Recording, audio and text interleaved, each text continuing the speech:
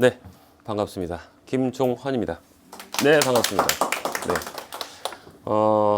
지금 이제 우리 아이들 예비 중3 될 거예요. 맞나요? 네. 아까 이제 저희 총 상담 맡고 계시는 이제 부부장님인데 좋은 말씀 많이 해주신 것 같아요.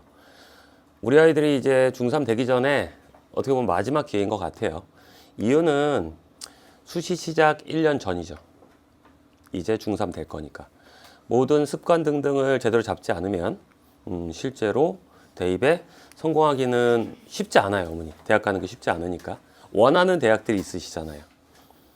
일단 지하철은 탔으면 좋겠고, 그죠? 예, 집에서 가까웠으면 좋겠고, 맞습니다. 근데 절대 기억하셔야 될 게 불가능하지 않습니다. 그리고 제가 뭐 설명한 지도 너무 오래됐고 깊은 생각은 항상 누누이 말씀을 드리는데, 고3 때 대학을 가는 가장 쉬운 방법은 엄밀하게 하면 얘입니다. 뭐 정시로 가는 경우도 있긴 하지만 수시예요. 그러니까 항상 동일한 말씀을 드렸고, 올해는 조금 제가 강하게 말씀을 드릴 거예요. 특히 고등학교 선택에 대해서. 왜냐하면 그 전까지는 선택이니까 크게 아이들 선택에 본인들의 꿈이 있는 거니까 너무 크게 관여를 안 하려고 했는데, 다양한 컨텐츠가 있죠. 이제 점점 그 컨텐츠들이 자극적인 것 같아요. 그러니까 정확히 실상은 알고 선택을 하자라는 부분이고요. 제일 안타까운 얘기는 고등학교는 4년제야라는 겁니다. 무슨 뜻인 줄 아세요? 네, 일단 3년 동안 학교를 다니고 마지막 1년은 이제 분원에 가는 거죠. 대치 제2캠퍼스에 간다고 많이 말씀들을 하세요. 근데 실상 되게 슬픈 얘기죠. 너무 힘든 일이거든요. 실제 1년 더 한다는 게 그 아이들 입장에서는 정말 피말리는 시간에 1년을 더 하는 거거든요. 그렇게 되지 않기 위해선 고3 때 대학을 간다. 저는 좀 더 세게 얘기하면요, 이거예요, 어머니. 수시로 가야 돼요. 자, 그래서 일단 제가 지금 목차를 3개 잡았는데요. 크게 고교 선택에 대해서 대입 이슈로 바라본 고교 선택 얘기할 거고요. 수학학습법에 대해서 설명을 드릴 거예요. 그리고 학원 시스템은 간략하게 하겠습니다. 내용이 좀 길어요, 어머니. 그렇기 때문에 나머지 수학학습 시스템은, 이제 학원 시스템은 좀 제가 스킵을 하더라도 집에서 한번 차분히 읽어보세요.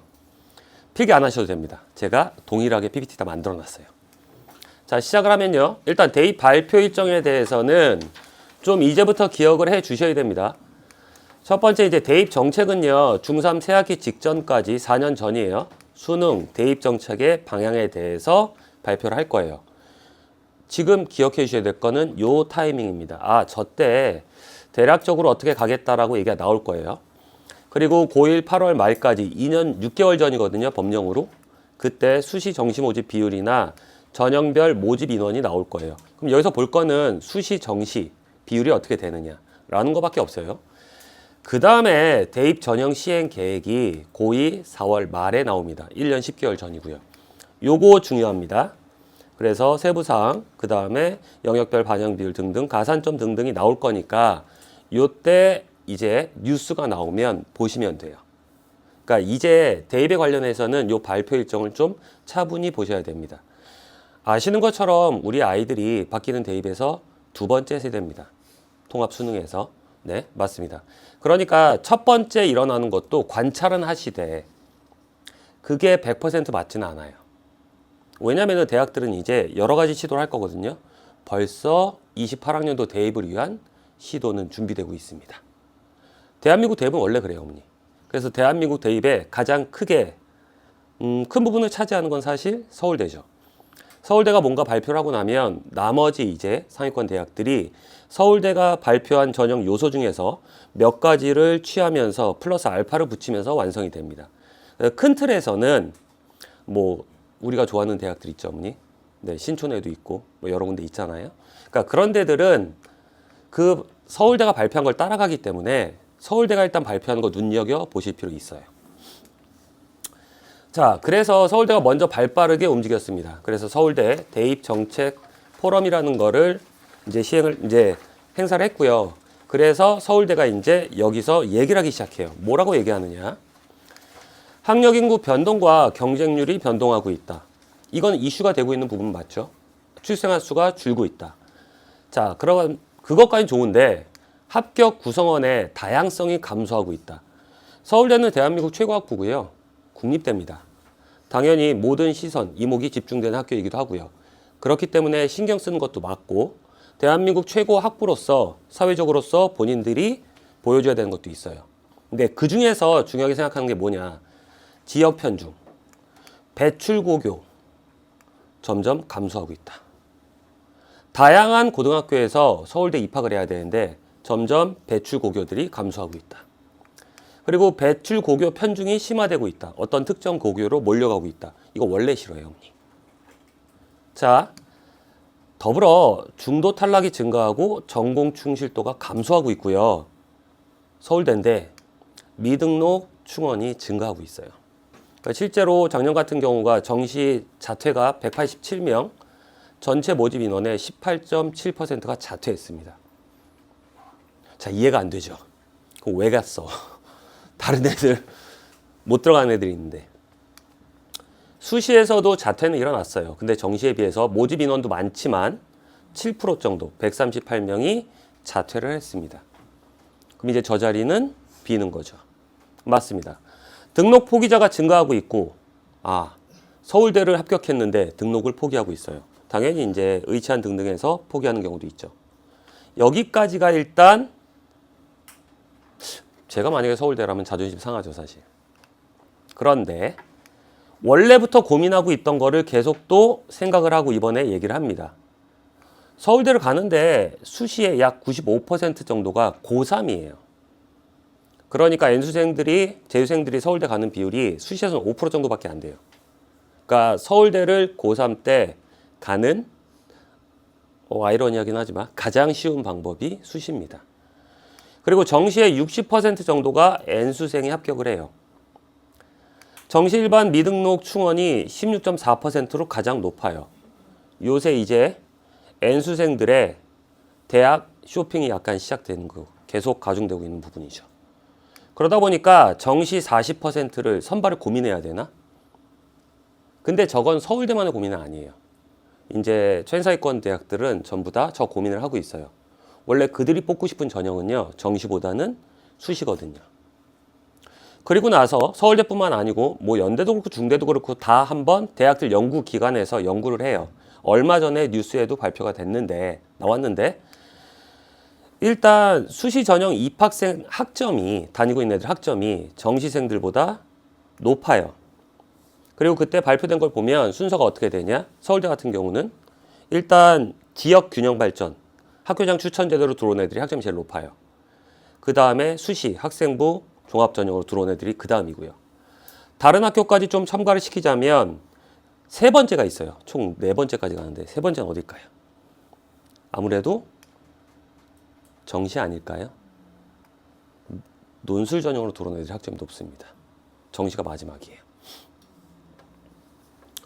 그러다 보니까 모든 상위권 대학들의 고민은 비슷하게 흘러가는 거예요. 그래서 이제 서울대가 이렇게 발표를 해요. 이제 대입정책 포럼을 하면서 정부와 협의를 하겠다. 지금 현재는 정시 40%를 선발하라고 교육부에서 얘기를 하고 있거든요. 당연히 대학들은 저 말을 쉽게 엇나가게 할 수는 없어요. 지원금과 연관이 있기 때문에. 근데 협의를 하겠대요. 이거 못하겠다. 왜 저런 고민을 할까요? 대학의 입장에서 가장 선발하고 싶은 아이들은 어떤 아이들일까요? 뭐 당연히 첫 번째는 우수한 아이겠죠. 근데 우수하면서 졸업을 해줄 아이들입니다. 중간에 나가는 게 아니고. 당연히 대학도 운영을 해야 되죠. 그런 부분에서 등록금으로 운영을 하는데 이 아이들이 없으면 어떻게 될까요? 학교 운영이 차질이 빚기 시작하죠. 자, 그래서 28학년도부터는 어떻게 하겠다고 서울대가 설계를 제시해요. 근데 그 중에서 간략하게 정리를 드리면 이건 23년 1월에 대입 개편 컨퍼런스에서 앞으로 미래형 대입 제도를 이렇게 마련을 하겠습니다라고 발표한 부분인데 일단 수능, 대학 수학을 위한 기초 자격 준비로서의 평가 자료로만 활용을 하겠다라고 얘기합니다. 그리고 원래 학생부, 이거는 우리가 보고 있던 거니까 좀 면밀하게 잘 보겠다. 그리고 앞으로 면접을 강화하겠다라고 발표를 합니다. 근데 여기까지는 뭐 그럴 수도 있네. 어차피 뭐 의대도 뭐 MMI 면접 등등에서 보니까. 그런데 일단 수능에서는 왜 그런 말을 하느냐. 공통 수능이죠. 그러니까 상위권 대학들은 더 이상 이 수능에서 변별력이 어느 정도 없다라고 지금 생각을 하고 있는 것 같아요. 그래서 아이들의 기초 자격 정도로만 보겠다. 수학도 과거에 따지면은 확통을 본다고 하면 대입 전형 치를 때 우리가 문과 애들이 치르는 전형인 거 이제 다 아시잖아요. 네. 그래서 공통으로 보면서 탐구 과목도 바꿨죠. 근데 아마 세대가 있으실 거예요. 어머니 세대 중에서. 예전에 수능 볼 때 통사 통과, 통합사회, 통합과학. 근데 요것도 이제 아는 이제 통합사회, 통합과학 선생님한테 여쭤봤는데 이러면은 이제 어떻게 됩니까? 라고 물어봤더니 발표가 일단 나서 예시문항을 봐야 돼요 라고 얘기하더라고요. 그러니까 예시문항 발표가 났어요. 근데 예시문항 문제가 융합적 사고 문제가 많긴 한데 굉장히 어려운 융합적 사고 문제는 아니다. 그러면은 우리 아이들이 차분히 준비하려고 하면 얘도 선행을 해야 됩니까? 영업비밀이라고 얘기를 안 하려고 하는데 네, 많이 사드렸죠. 정확히 말씀해 주시더라고요. 일단 통사 통과가 고1 과목이기 때문에 중학교 때 배우는 내용의 70에서 80% 정도가 들어가 있는 거다. 그러니까 우리 아이들이 이제 중학교 2학년 때 내신을 받고 이제 마지막 기말고사 내신을 보겠죠. 중3 때도 내신을 볼 때 사회나 과학 했던 거는 내신이 끝나고 나면 소설책 읽듯이 자주 읽는 애들이 훨씬 유리할 거다. 팁 하나 드릴게요. 그래서 일단 그거 계속 하고 있어라.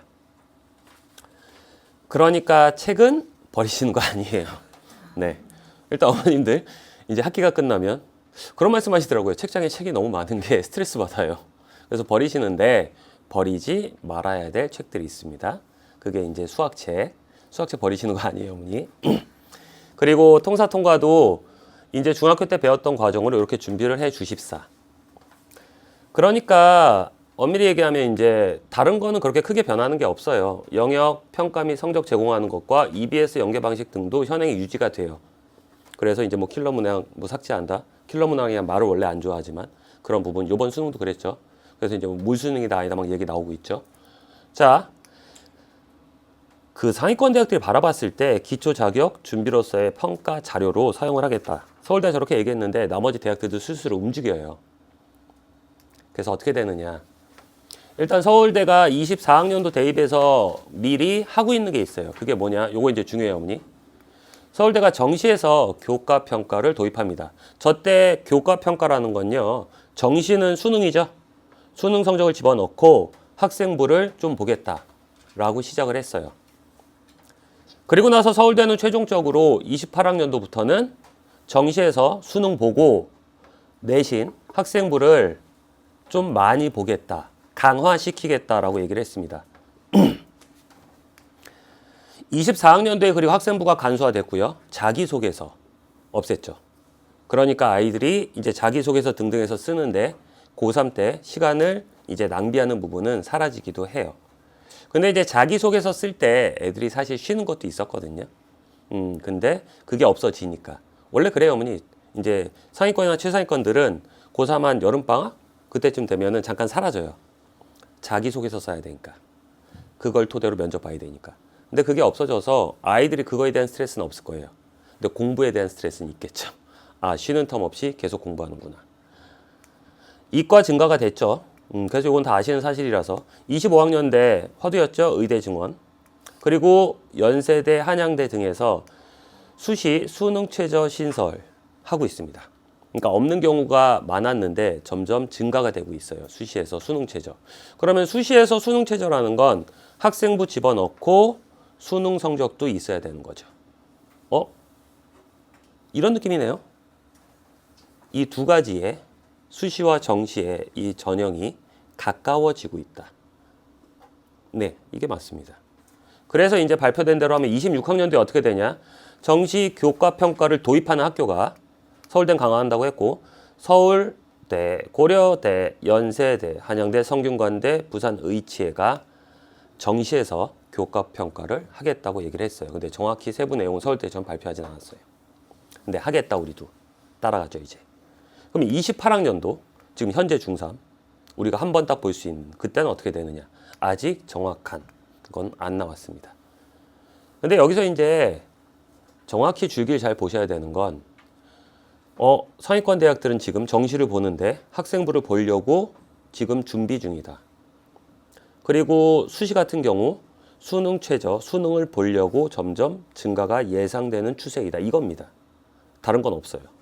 그러니까 다양한 콘텐츠에서 자극적으로 얘기하는 것 중에서 선별해서 보셔야 돼요. 예상은 그렇게까지 필요 없습니다. 그게 그렇게 일어날지 안 일어날지. 그리고 항상 예상이라는 건 이런 거죠. 내가 좋은 예상을 한다라는 건 그렇게 봐주길 원하는 거죠. 실제로 그렇게 봐주는지는 몰라요. 여기까지 정리되셨나요? 자, 그러니까 대입은요, 일단 이전에 예를 들어서 28학년도 대입을 본다고 하면 이전에 준비를 해요. 테스트 해볼 거 테스트 해보고 요거 선발하는데 괜찮네 라고 하면 그것과 플러스 알파를 붙이죠. 그러니까 우리가 바라봐야 되는 대입은 29학년도 대입인데 그때는 28학년도 대입 나오는 거 이제 1년 전에 이제 애들 하겠죠. 그거 보시고 나서 아마 학교들은 여기다가 플러스 알파를 붙이거나 말거나 하면서 29학년도 대입이 확정이 될 겁니다. 그러니까 정확히 봐야 될 거는 말씀드린 거 이거밖에 없어요. 정시와 수시가 경계가 점점 조금씩 모호해지고 있다. 근데 새로운 거는 아닌 거 아시는 분들 계실 거예요. 어머님도 또 해당되는 세대가 있을 수도 있는데 과거에 혹시 기억하시는 분들 계실 거예요. 학교를 가는데 그냥 단순했죠. 수능하고 학생부가 내신이 몇 대 몇이야? 6대 4야? 5대 5야? 그랬던 적이 있거든요. 네. 비슷합니다. 맞습니다. 자, 근데 서울대 건 좀 더 보셔야 돼요. 왜 그러느냐? 일단 서울대에서 대입정책 포럼에서 우리는 앞으로 좀 28학년 대입에서 이렇게 할 거야 라고 해서 설계를 제시했습니다. 그러니까 제시했던 건 방향성을 좀 보여주는 거예요. 자, 근데 이제 무슨 얘기냐? 수시에서는 1단계 100점으로 들어가는데요. 학생부 보는 거예요. 그리고 2단계에서는요. 학생부 100에다가 면접 100을 집어넣어요. 그러니까 서울대는 면접을 강화하겠다. 그래서 창의, 융합, 역량평가 면접 어렵죠. 네, 그냥 SNU 면접이라고 본인들은 얘기합니다. 그리고서는 일단 의대에서 보고 있는 MMI 면접이라는 것도 있어요. 그러니까 각 방마다 아이들이 이제 똑똑거리고 들어가면 질문에 대해서 답을 하고 나오는 면접들. 뭐 간호학과 등등에서도 실행하고 있는 부분이고요. 근데 여기서 보셔야 될 건 뭐냐? 수능 최저가 없다는 겁니다. 자, 이제 좀 귀를 쫑긋 세우시고 잘 들으셔야 돼요. 그러니까 서울대를 가는데 가장 쉬운 방법이 수시라고 말씀드렸죠. 아까 95% 고3이 간다. 근데 갈 때 일단 지역 균형 선발 전형으로 가는 게 좀 더 유리해요. 저건 무엇이냐? 전교 1, 2, 3등 중에서 학교에서 부르죠. 학교장 추천 제도. 자, 어디 쓸 거야? 그러니까 왜 1, 2, 3등이냐면 현재까지는 이 지균이 줄여서 2명을 주는데 하나가 더 들어가 있어요. 그건 뭐냐면 카톨릭대 의대, 카대라고 하는 추천 전형이 한 장이 들어가요. 학교마다. 그래서 전교 1, 2, 3등이 일단 그 3개 중에 선택을 하고요. 밑에 당연히 연대도 있고 고대도 있고 다 있습니다. 그 순위대로 이제 추천 전형을 잡아가는 거죠.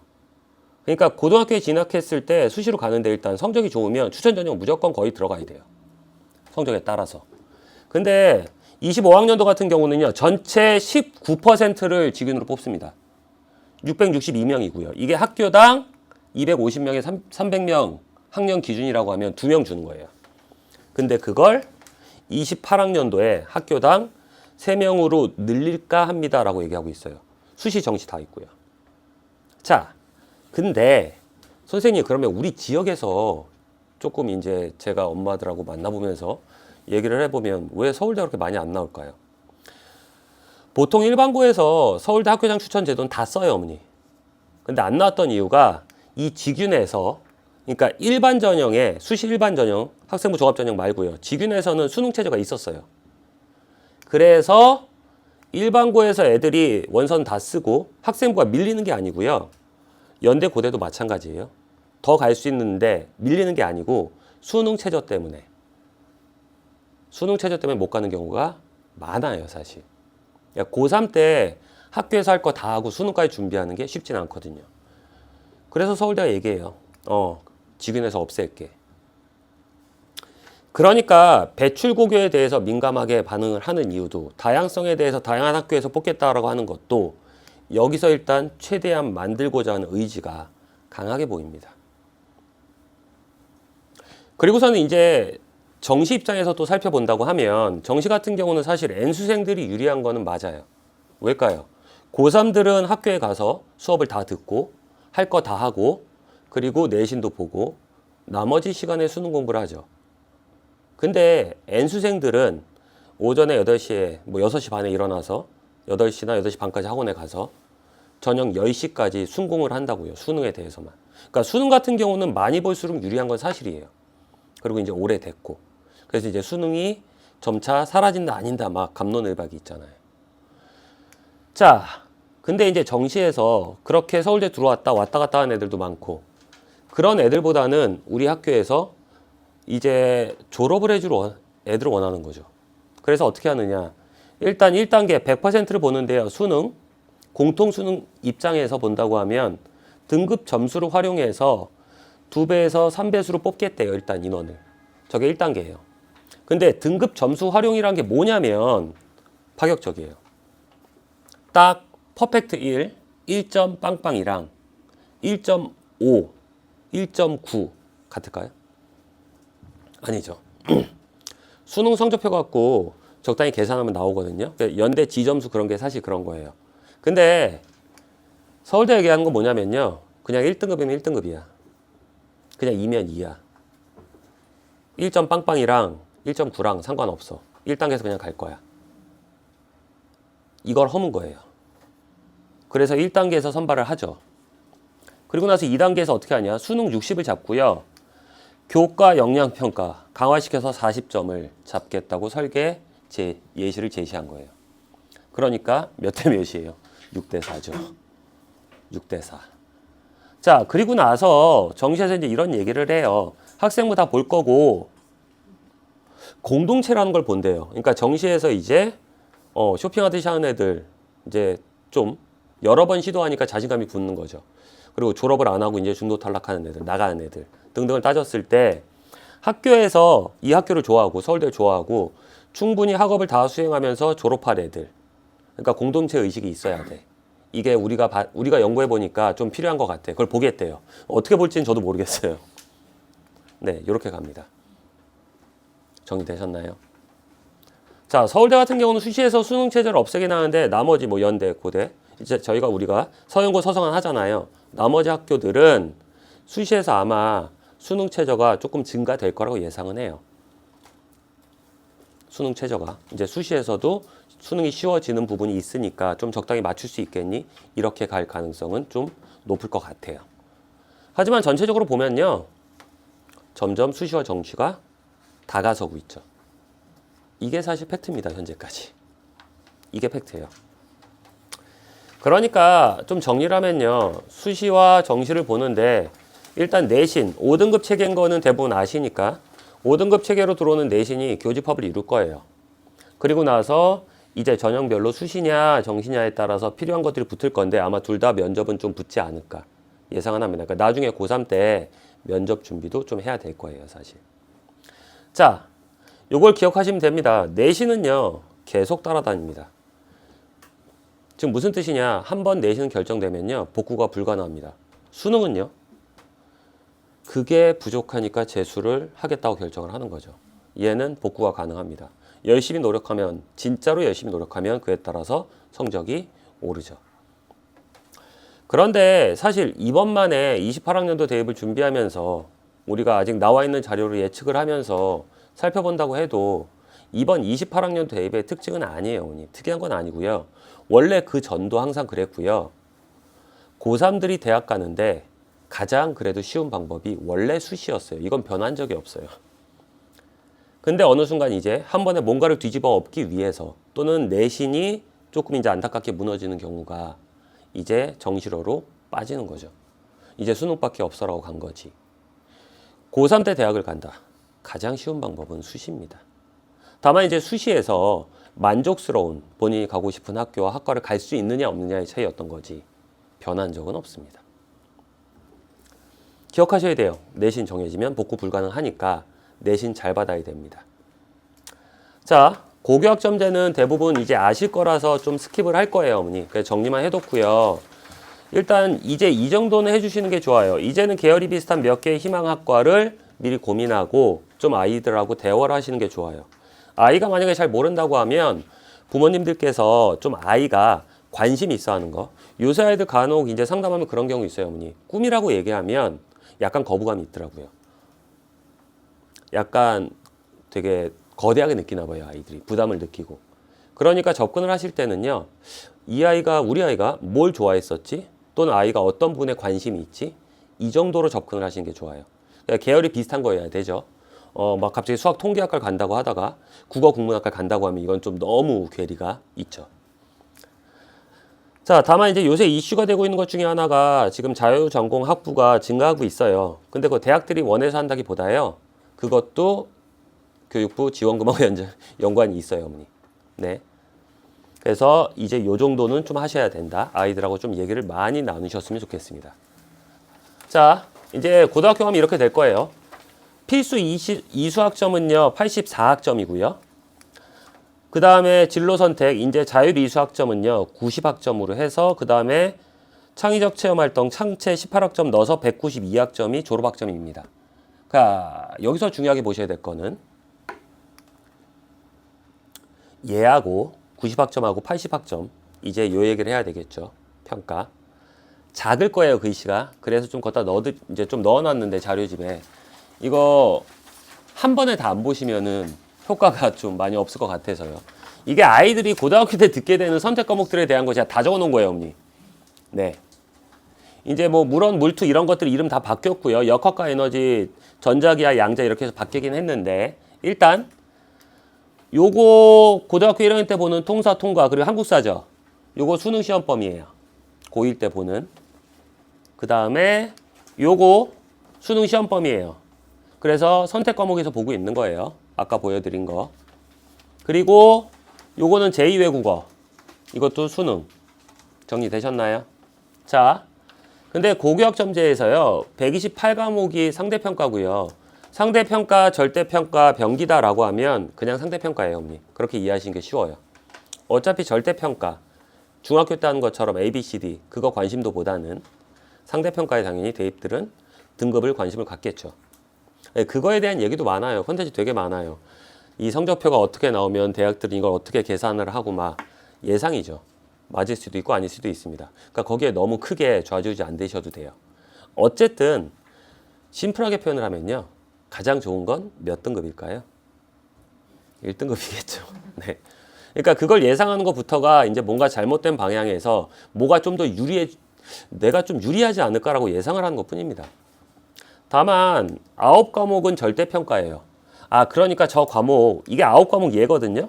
여행지리, 역사로 탐구하는 현대세계, 과학의 역사와 문화 막 이런 건데 이게 9과목인데 이거 9과목은 무조건 들어야겠네요, 선생님? 아닙니다. 일단 교육부에서도 여기에 편중돼서 듣는 거를 지양한다라고 표현을 했고요. 이제 교육 일선 현장에서도 하지 말라고, 너무 그렇게 듣지 말라고 얘기한다고 했고, 상위권 대학들이 이거 많이 듣는다고 좋아할까요? 아니요. 자, 근데 이제 여기서 보셔야 될 거. 그러면 얘 적당히 듣는다고 하잖아요, 어머니. 나머지 거 빼잖아요. 그러면은 사실상 듣는 과목에, 상대평가 듣는 과목에 약 99%가 상대평가입니다. 99%가 상대평가예요. 지금하고는 다르죠. 고1 시작해서 고3 1학기 때까지 듣는 과목의 약 99%가 상대평가라고 보시면 돼요. 이게 내신 성적이에요. 그걸 이렇게 하겠다는 거죠. 그래서 보통 교과는 5등급제, 그리고 전문 교과 5등급제. 아까 빨간색 요거 9과목, 요건 절대평가고요. 그러니까 이제 이런 얘기도 나오죠, 어머니. 1등급이 4%에서 그리고 현재 9등급 체계로 가면 수능은 9등급이에요, 어머니. 왜냐면은 응시 인원이 받쳐주기 때문에 그거 9등급제로 나눠도 괜찮아요. 근데 우리 애들은 지금 학생 수가 준다고 하니까 5등급 체계로 바꾸는 거잖아요, 어머니. 근데 이것도 설명드릴게요. 준비하는 거지 지금 당장 필요한 거 아니에요. 그러니까 모든 대입에 관련된 부분은요, 미리 설계를 하고 준비해가는 과정에 있는 거고요. 우리 아이들이 준비하는데 두 번째 세대인 거예요. 자, 그래서 1등급이 현행 9등급 체계에 2등급까지 들어오니까 저 아이들이 무슨 몇 배수가 나올 거다 막 이런 예측을 하세요. 근데 저는 그런 예측은 별로 안 좋아해요. 왜냐? 고1 때부터 고3 1학기 때까지 듣는 과목이 전체 1등급이 그냥 나온다. 한 번의 실수도 없이 1.05도 아니고 퍼펙트 1이 그렇게 많이 나온다. 현재 무슨 몇 배수가 될 거다. 현재보단 많겠죠. 하지만 예상하는 것처럼 어마무시할까요? 그래서 더 이상 내신은 변별력이 필요 없다? 그건 그렇게 얘기하고 싶어하는 사람들의 논리 아닐까요? 정말 이게 쉬워 보이세요, 어머니? 한 번도 실수 없이 무엇보다 이제 중요한 문제점이 생기기 시작해요. 그러니까 우리가 하고 싶은 건요, 상대평가에서 퍼펙트 1이겠죠. 맞습니다. 맞는데 이제 저건 이뤄내려고 우리가 독하게 노력을 하는 부분이고 실제 결과치를 꺼내 봤을 때 몇 명이 나올지는 몰라요. 증가는 분명히 할 거예요. 증가는 해야 되고 당연히 저렇게 해주니까. 근데 막 어떤 분들 막 얘기하시더라고요. 지금의 25배 이상이 나온다. 아우, 지금의 25배 이상이 나오면 쉬울까요? 아닐 거라고 봐요, 저는. 한 번의 실수도 없이 가는 게. 다만 이제 우리 아이들 내신이 그러니까 약화됐다, 강화됐다. 실제 이거 해봐야죠. 그리고 실제 아이들은요, 해본다고 해도 약화됐다, 강화됐다. 어찌 보면 잘못된 말 아닐까요? 이게 약화야, 강화야라고 했을 때 겉에서 보는 사람들은 그거에 대한 결론만 놓고 보는 거고 실제로 수행하고 있는 거 우리 아이들이거든요. 우리 아이들은 여전히 힘들겠죠. 여전히 힘들겠죠, 이건. 자, 이제 이렇게 활동을 한다고 하면 아주 슬기로운 고등학교 생활이 될 것 같아요. 그래서 제목을 정해봤는데 일단 내신이 계속 10% 안에 드는 애예요. 근데 내신 10% 안에 들려면요, 이제 좀 또 교육부가 얘기하는 걸 기억을 하셔야 돼요. 일단 서술형 평가를 좀 강화하라고 얘기했어요. 고등학교에 강화될 거다라고 얘기를 했고, 그 다음에 수행 평가도 조금 강화될 거고요. 이거 포함해서 내신 10% 1등급이 나왔다. 그러면 이제 이 아름다운 학생은 눈치 작전 없는 고교학점제가 시작을 할 수 있을 거예요. 예를 들어서 이제 선택 과목에 가요. 공통 과목 말고 선택 과목에 가서 60명이 수강했는데 제가 전교 10등이에요. 하필 여기에 전교 6등까지 들어와 있어요. 난 저 과목을 들어야 되는데 눈치를 보겠죠. 안 빠지나? 안 빠지네. 자, 들어가야 될까 말아야 될까? 60명의 10%면 6명이거든요. 네. 그래서 이제 종원이가 생각을 하는 거죠. 아, 6명 안 빠지네. 에이씨. 내가 지금 뭐 현행으로 따지면 내가 물리 1, 2를 듣는다고 하면 쟤네가 원과목 다 들어갔으니까 나 일단 투과목 먼저 들어야지. 그래서 서울대는 이 얘기를 해요. 우리는 학생부 평가할 때 위계도 봅니다. 이것도 되게 왈가왈부 많이 해요. 위계를 본다 안 본다. 아니 근데 그건 서울대가 본다 안 본다라고 했을 때 서울대는 위계를 본다고 했잖아요. 그게 평가 요소에서 어느 정도 뭐 점수 차이가 어떻게 되냐 따지면은 그게 의미가 있어요, 어머니. 아니 그냥 위계를 본다고 했으면 이 뜻이거든요. 물리 네가 현행에서 아까 이름은 다 바뀌었죠. 막 역학과 에너지 이러면서 위계를 본다라는 건 1, 2 순서대로 보라는 거거든요. 그걸 보겠다고 서울대는 얘기한 거고 이게 의미가 있다 없다를 따지는 건 이제 불리한 애들이 따지는 거죠. 그러니까 사실 가장 아름다운 건 그냥 1, 2 듣는 거죠. 그러니까 6명이 1을 들어서 제가 2로 가요. 그러면 서울대에서는 학생부 평가에서 이거 별로 안 좋게 볼 거야 라는 얘기거든요. 그러니까 눈치를 보게 되는 거예요, 아이들은. 고교학점제가 진짜 쉬울까요? 아니요, 이제부터 이제 애들은 어떻게 될 것 같으세요? 몇 등이지? 몇 등이지? 내가 쟤를 지금 내 이 안에 몇 등 안에 들까? 이거 안 벌어질까요? 당연히 지금 서울대는 이런 얘기를 해요. 그거 너무 신경 쓰지 말고 수강 신청해. 우리가 알아서 감안해서 볼게. 그런데 서울대 들어오는 애들이 네, 어느 정도 등급은 10%까지 갔는데 거의 완성은 되지 않을까요? 그러니까 내신을 어떻게 잘 볼지를 고민하셔야 되는 거예요. 이건 우리 아이들한테 중요한 이슈가 될 거고 그래야지만 학생부에서 성취도, 학업 수행 능력 등등이 잘 비춰지고 잘 보여질 거예요. 자, 그러고 나면 학교 활동 참여를 할 수 있게 돼요. 고등학교 보내보신 어머님들 아실 거예요. 학교에서 뭔가 활동을 할 때 서운해하지 마세요. 어찌 보면 당연한 거예요. 예를 들어서 학교에서 이제 뭔가 행사를 하고 그게 생기부에 적힌대요. 그러면은 어떻게 될까요? 일단 위에서부터 다 지원을 하죠. 근데 대부분 선정되는 애들을 보면 어떻게 되죠? 네, 잘하는 애들 순으로. 왜냐면 서류는 그렇게 만들어지니까. 근데 성적이 좋으면 이런 것들이 이제 우리 교과의 활동도 챙길 수 있게 되겠죠. 당연히 시간은 부족합니다, 아이들이. 그리고 나서 다 잘 됐어요. 그럼 일단 서울대만 학교는 아니잖아요. 그냥 서울에 있는 학교니까 그런 거지. 그럼 나머지 학교들을 봤을 때 수능, 면접 등등을 챙겨야 되겠죠. 슬기로운 고등학교 생활을 한다는 건요, 일단 기본적으로 내신이 나와야 돼요. 그러면 학교에서 이쁨을 받겠죠. 이쁨을 받는다는 건 내가 이제 꿈을 꾸고 있는, 내가 좋아하는 어떤 학교에 학과를 지원을 했을 때 내가 원하는 대로 선택 과목들을 들으면서 갈 수 있겠죠. 정리되셨나요? 좋습니다. 자, 이제 본격적으로 좀, 원래 이제 제가 아까 말씀드린 거예요. 제가 고등학교에 대해서 크게 많이 아이들 꿈을 꺾지 않는데, 이제 뭐 그런 컨텐츠를 너무 많이 보니까, 아이들도 보니까 좀 이제 얘기를 해야 될 것 같아요. 그게 뭐냐? 입시란. 입시는 아이들 입장에서 두 가지가 있죠. 고입과 대입이 있죠. 그래서 일단 먼저 생각을 해본다면 고입이겠죠. 고입 입시인데, 고등학교 입시인데, 아이들 입장에서 입시란 뭘까요? 엄청난, 막 뒤에 후광이 붙이고 뭐 밝은 세상일까요? 아니요. 아이들한테 물어보면요, 스트레스, 자존감, 그리고 멘탈이에요. 이 세 가지 키워드로 딱 정리가 돼요. 그리고 전체를 보면 어떻게 안 무너질까? 이거거든요. 자, 이제 요새 이런 얘기 많아요. 28학년도 대입부터 특수한 고등학교, 영재고나 과고나 전사고나, 그냥 바꿔 얘기하면 일반고 가면 망한다. 왜냐면 일단 출생아 수, 학력 인원수가 적기 때문에 일단 대학들은 무조건 그런 학교를 좋아한다. 그거는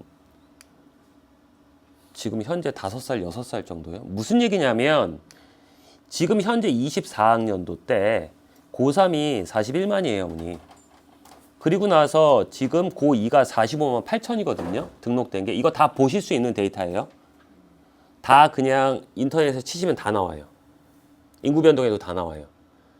지금 그들이 얘기하는 것처럼 아이들이 출생아 수가 줄고 있기 때문에 아이들이 계속 지금 막 드라마틱하게 감소하고 있기 때문에 그런 고등학교를 안 가면 대입을 망합니다라고 얘기해요. 당연히 그런 이야기를 하시는 분들은 그와 연관된 직종에 계시는 분들 아닐까요? 근데 진짜 사실이냐고요? 아니요. 현재까지 오히려 지금 좀 늘어나죠, 어머니. 현재까지 40만은 충분히 유지가 되고요. 그럼 문제가 되는 건 언제냐? 28학년도 때 보면요. 초3부터 시작해갖고요. 얘네도 괜찮아요. 솔직히 얘기하면. 초5? 이거 괜찮아요. 재수생들도 있을 거거든요. 근데 뭐 얘부터 문제라고 해도 초5예요. 28학년도에. 초5. 그리고 진짜 문제가 되는 건 이제 20만 대 초반으로 가는 거죠. 우리 아이들하고는 크게 아직 상관이 없어요, 어머니. 더욱이 23학년, 지금 23, 고3이요. 39만 8천이었어요. 어디가 줄어요? 얘보다 많아요, 어머니. 현재들 보면. 많아요, 실장. 보면. 지금 우리가 지금 위치해 있는 거 여기잖아요, 어머니. 우리 여기잖아요. 저희 45만이에요, 어머니. 근데 뭐가 줄어요? 얘기를 이렇게 하거든요, 자꾸. 굉장히 자극적으로 얘기해요. 그렇기 때문에 최상위권 대학들을 가려고 하면 그런 고등학교를 가야 된다. 애들이 적기 때문에 그런 고등학교에서는 그런 애들만 뽑을, 이제 그런 대학, 최상위권 대학들은 그런 애들만 뽑을 거다. 일단 제가 서영고 서성한 갖고 왔거든요, 어머니. 3개년치예요. 그러니까 데이터가 작죠. 이거 경향성 보셔야 돼서 그래요. 일반적으로 대학들은요, 전형마다 고교 유형별 입학 비율은 거의 정해져 있어요, 어머니. 무슨 말이냐? 이 데이터는 사실 이겁니다. 자, 그럼 일단 요건 좀 정리하고 갈게요.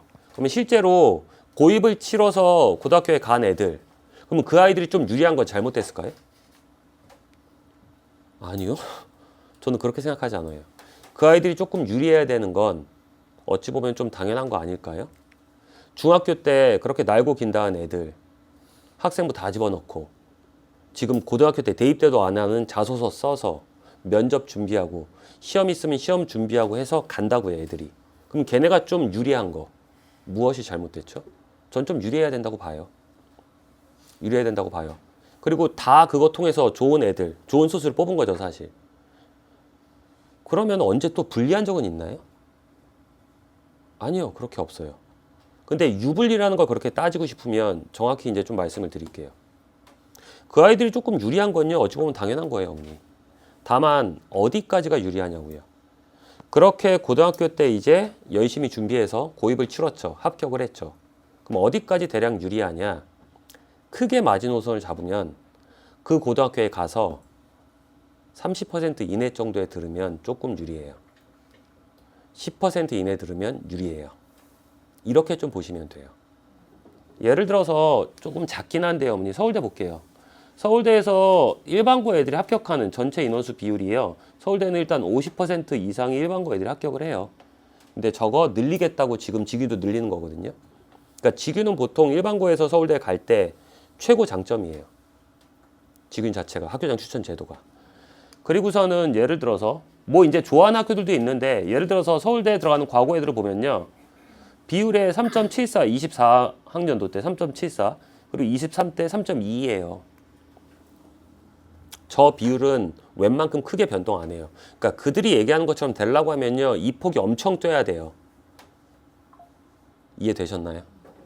자, 지금 이제 연과고 애들이 서울대 좀 많이 가거든요. 연과고에 한 50% 정도 서울대 입학을 해요. 근데 이제 본인이 원하는 과가 아닌지 긴지가 이제 중요한 거죠. 그런데 연과고 애들이 50% 정도 가는 게 잘못됐나요? 일단 지금 어쨌든 이과 계열에서는 열심히 해서 간 거잖아요, 어머니. 과거 애들이 또 서울대를 또 잘 못 가는 경우가 있긴 해요. 그건 뭐냐면은 이제 서울대 같은 경우는요. 고등학교 3년 졸업 예정자가 지원을 할 수 있어요. 그러니까 과거에서 조기 졸업 못 가요. 그리고 과거에서 그럼 조기 졸업하는 애들은 엄청나게 많은 수인가요? 아니요. 걔도 한 30% 정도예요. 그리고선 요새 이제 애들 트렌드는요. 사실 그런 것도 있죠. 서울에 있는 학교 다니고 싶어 해요. 네. 그것도 있더라고요, 간 애들이. 그래서 이제 제자들 중에 간 애들도 조기 졸업 대상자인데 조기 졸업 안 하고 고3 때까지 있다가 서울대 가는 케이스도 많아요. 근데 이런 부분에서 이제 우리가 소위 대입을 바라볼 때는요. 뭐가 더 유리해라는 걸 바라보려고 하면 어찌됐던 그 고입이라는 전형에서 그걸 통과해서 간 애들은 사실 웬만큼 어디 가면 좀 잘할 수 있겠죠. 일단 가서 10% 이내 드는 애들은요. 어디 가나 잘할 수 있어요, 사실. 그리고 30% 안에 들어가는 애들도 어디 가나 잘할 수 있어요. 그런데 이제 그 뒤가 문제인 거예요. 합격은 했으나. 그러면 그 아이들이 여기 말고 다른 데 갔었으면 일단 만약에 그 아이들은 어떻게 될까요? 다양한 예시를 보여드릴게요. 이거 의치한 많이 가는 전사고 입결 예시예요. 뭐냐면 일단 요거 잘 보셔야 돼요. 서울대가 이제 근데 요 데이터 잘 보셔야 되는 게 이게 재학생하고 졸업생이 합쳐진 데이터예요. 수시로 서울대 3명 갔고요.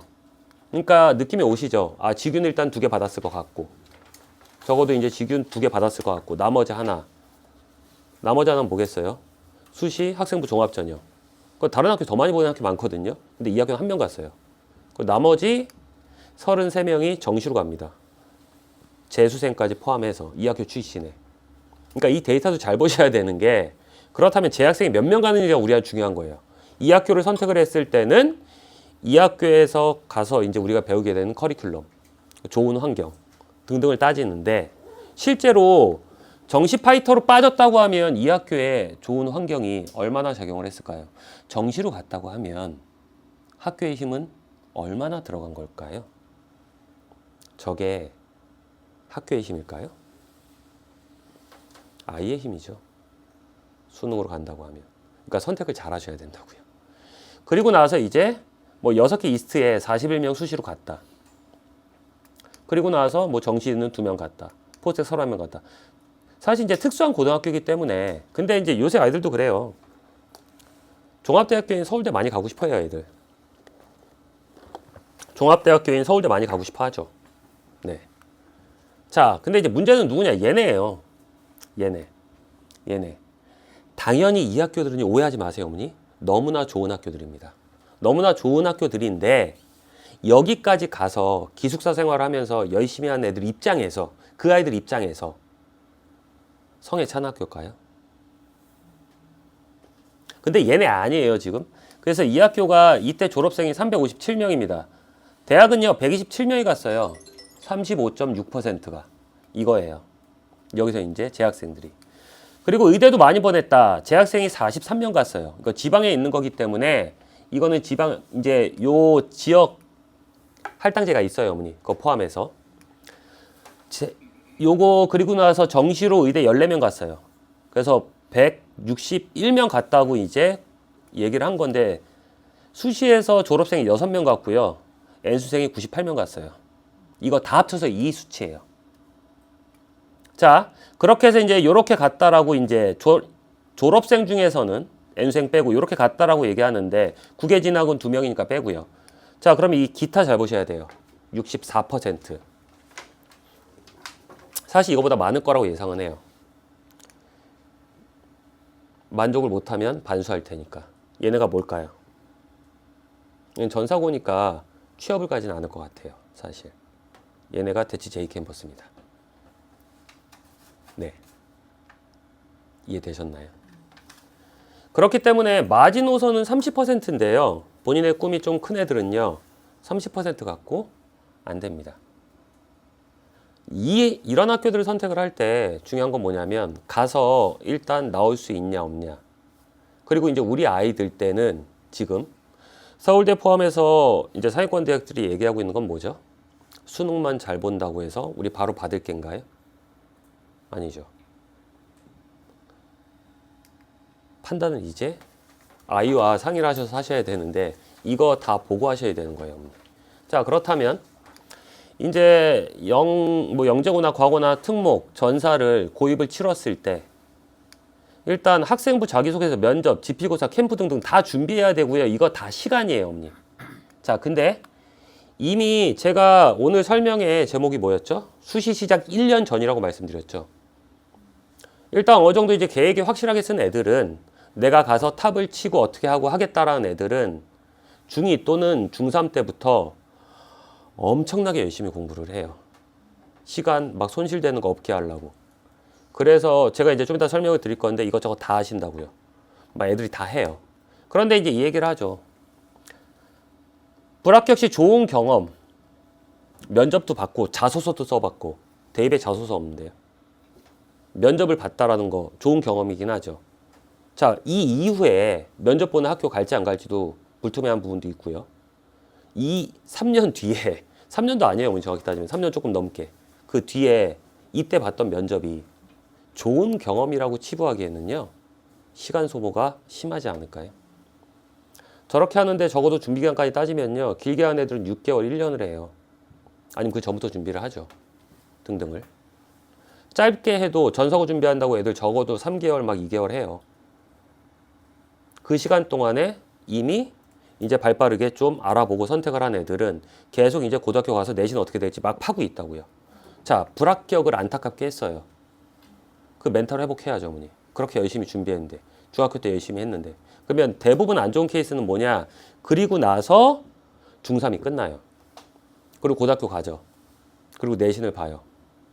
분명히 전사고 막 다른 거 준비했던 애인데 내신 봤는데 9등급 체계에서 막 3등급, 4등급 떠요.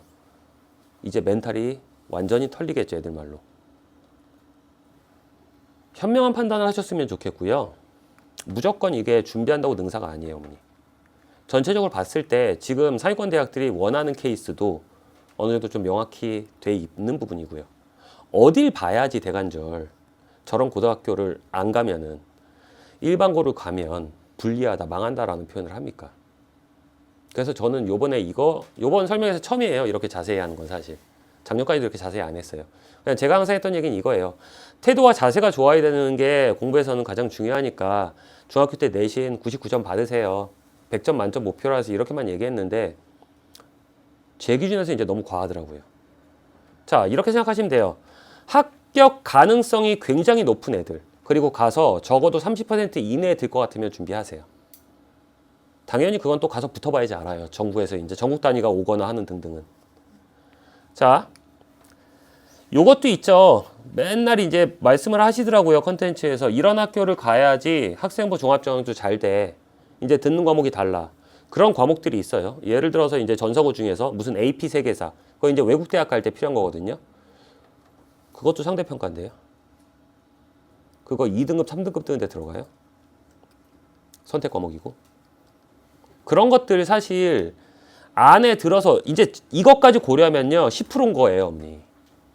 10%인 거예요, 이 정도면. 10% 안에 어느 정도 좀 안정적으로 들어야지 이 아이들이 뿌려지면서 어느 정도 안정적으로 1등급이 나오겠죠. 그렇다고 하면 그거 못 들어요. 그러면 수강 신청 과목에서도 별반, 뚜렷한 두각은 없어요. 그러니까 티가 나는 과목들이 있긴 해요. 특히 AP 뭐뭐뭐 들어간 거 티 나요. 그나마 좀 요거는 제가 말씀을 드릴게요. 이제 완전히 문과로 고착이 됐어. 그럼 이제 외고를 갈 거야. 근데 그것도 너무 섣불리 생각하지 마세요. 외고 애들이 수학을 못하고 조금 다른 애들에 비해서 요새 애들 안 그래요, 언니. 외고 가도 수학 잘하는 애들 많아요. 일단 그것도 다 고려하셔야 돼요. 외고 가서 등급을 이제 이과적인 성향이 외고 가면은 좀 등급을 잘 딸 것이다. 아니요, 그건 붙어봐야지 알아요. 아닌 경우도 많아요. 다만 외고에 진학을 한다라고 하면 무조건 수시로 간다고 생각하셔야 돼요. 외고는 좀 티가 나고요. 수시에서 약간 유리해요. 그건 있어요. 서울대에서 갈 때. 그래서 대원외고가 서울대 많이 보내잖아요, 애들. 한영도 보내고. 그러니까 그런 건 있는데 이것도 너무 쉽게 생각하시면 안 돼요. 얘도 30%, 10% 안에 들어와야 돼요. 그러니까 외고에서 대부분 서울대 간다. 그러니까 대원 같은 경우는 그래도 10%좀 넘어도 되긴 하는데 한영은 10% 안에 다 이렇게 보셔야 돼요. 그러니까 그냥 가는 거 아니에요, 언니. 합격한다고 처음엔 부푼 꿈을 안고 가요. 근데 그 안에서 많이 힘들 수도 있는 상황은 발생할 수 있습니다. 네. 자, 그러면 일단 일반고랑 광역 자사고 선택 가이드를 좀 드릴 건데요. 제가 이제 저라면 이렇게 볼 거예요. 일단 집과 가까운 학교가 좋아요. 그리고 학생 수는 적당히 있어야 돼요. 학생 수가 너무 적으면 일단 전체 인원수에서 1등급 받기 조금 힘들 수도 있죠. 그러니까 어느 정도 학생 수냐면 한 250에서 300 아니면 200에서 300 사이 좋아요. 그 정도면은 요새 평이한 거예요.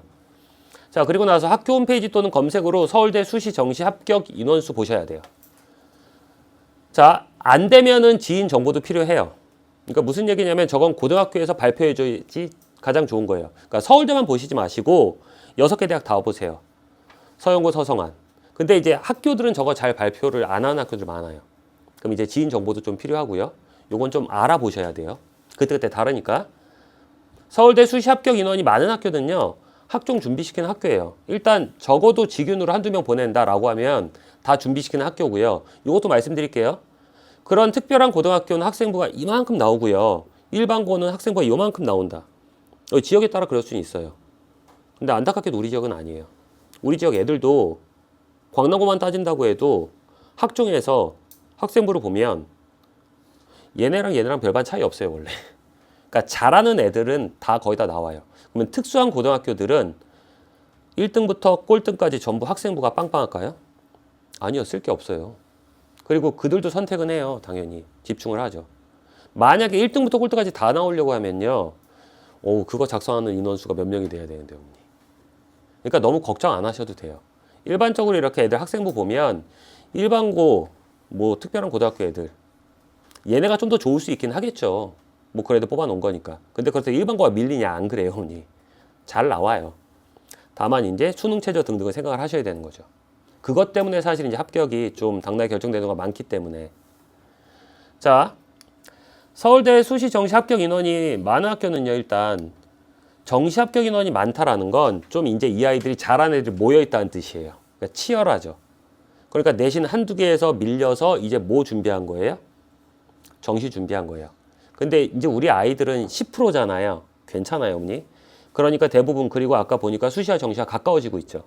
그러니까 무조건 일단 내신은 잡아야 돼요. 내신은 잡아야 돼요. 자, 그리고 사립, 공립을 좀 확인하세요. 근데 이거는 사실 사립은 선생님들 로테이션이 없어요. 근데 공립은 있잖아요. 근데 공립 같은 경우도 저 수시를 굉장히 잘하는 애가 있고요. 좀 못하는 애가 있고 그래요. 그래서 일단 가고자 하는 학교를 선택을 하셨을 때 저것도 찾아보셔야 돼요. 그러니까 사립 같은 경우도 무조건 사립이라고 잘하는 거 아니에요, 어머니. 이거 다 충족해야 돼요. 그랬을 때 뭐 간단해요. 집과 가까우면서 학생 수 많고 수시 실적이 좋은 사립고등학교. 근데 공립에서도 실적이 좋은 경우 있고요. 그 학년 부장 선생님이나 등등 계속 유지된다고 하면 좋아요. 방상고가 그랬어요. 송파에 있는 방상고가 그랬었어요. 그러니까 어느 정도 나왔다 안 나왔다 하는 이유가 그거예요, 사실. 그러니까 이렇게 좀 보시면 어떨까요? 라는 겁니다. 네. 일단 고교 선택까지 좀 1부는 쉬었고요. 이제 1부는 좀 끝났고요, 어머니. 이제 가장 중요한 건 끝났습니다. 잠깐 한 10초 정도만 쉬었다 갈게요, 어머니. 몸 좀 푸세요. 네.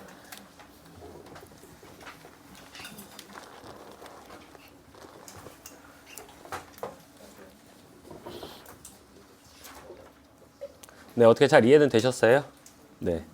그래서 가는 건 좋아요. 가는 건 좋은데 제가 말씀드린 대로 그런 이점을 누리려고 하면 어느 정도 좀 그 안에 들어가야 돼요. 원래는 이제 더 세세하게 만들었다가 거기까지 또 다 얘기하면 애들 선택하는데 너무 제 입김이 너무 좌지우지 되는 것 같아서 좀 뺀 데이터들이 있어요. 일단 궁금하면 또 물어보세요, 어머니. 끝나고 설명 끝나고. 자, 그럼 이제 두 번째로 수학은 이제 어떻게 공부해야 됩니까? 이제 중3이 될 거기 때문에 완성을 해놔야 될 게 좀 여러 가지가 있어요. 그래서 이제 그 중에서 중요한 거 몇 가지만 말씀드릴게요. 자, 일단 수학학습법에서 제일 중요한 건요, 누적 연계성과 나선형 학습이에요. 그러니까 수학학습은 계속 누적치가 나와야 돼요. 수학이 가장 어려운 이유. 덧셈 뺄셈부터 시작해갖고 현재 우리 아이들이 수학할 때 덧셈 뺄셈을 쓰고 있죠. 그죠? 곱셈 나눗셈 어렸을 때부터 시작을 지금까지 쓰고 있죠. 그러니까 수학은 앞에서 배웠던 모든 걸 다 갖고 와야 돼요. 꼭 수학만 그런 건 아닙니다. 모든 과목이 다 그렇긴 하지만 수학은 그게 강한 거죠. 그러니까 아이들 입장에서 제일 먼저 포기하는 과목이기도 합니다. 그렇다고 지금 우리 아이가 너무 이쁘게 아직 공부를 안 해요. 이쁘죠, 어머니, 당연히. 근데 늦지 않았어요, 어머니. 다만 좀 선택과 집중을 해주셔야 돼요. 그러면은 예를 들어서 이제 이런 케이스도 있어요. 근데 이걸 꼭 쓰시라는 건 아니에요. 저는 별로 안 좋아하는 전략이긴 한데 상담을 하면서 요청을 하셔갖고 올 한 해 수학만 하는 거예요. 영어고 뭐고 일단 일반고 전략 세웠고 다 했으면은 수학만 하는 거죠. 이런 케이스도 있어요. 그래서 1년 내내 이제 수학하고 진지하게 하는 거죠. 그 지루함을 찾아가면서. 그래서 고등학교 때 가서 수학 잘하는 케이스도 있어요. 늦어도. 네. 고등학교 때 이런 전략을 쓰는 케이스도 있어요. 다른 과목 다 버리고 수학만 하겠다. 그래서 성공하는 케이스도 있고요. 다만 여기서 보셔야 될 건 지루한 걸 참아내야 되고요. 굉장히 꾸준하게 해야 돼요, 이건. 그게 사실 중요한 포인트예요. 무조건 수학만 하고 다른 거 하지 마세요. 이건 아니에요. 다만 수학은 굉장히 중요해요. 그러니까 제가 수학 선생을 하죠.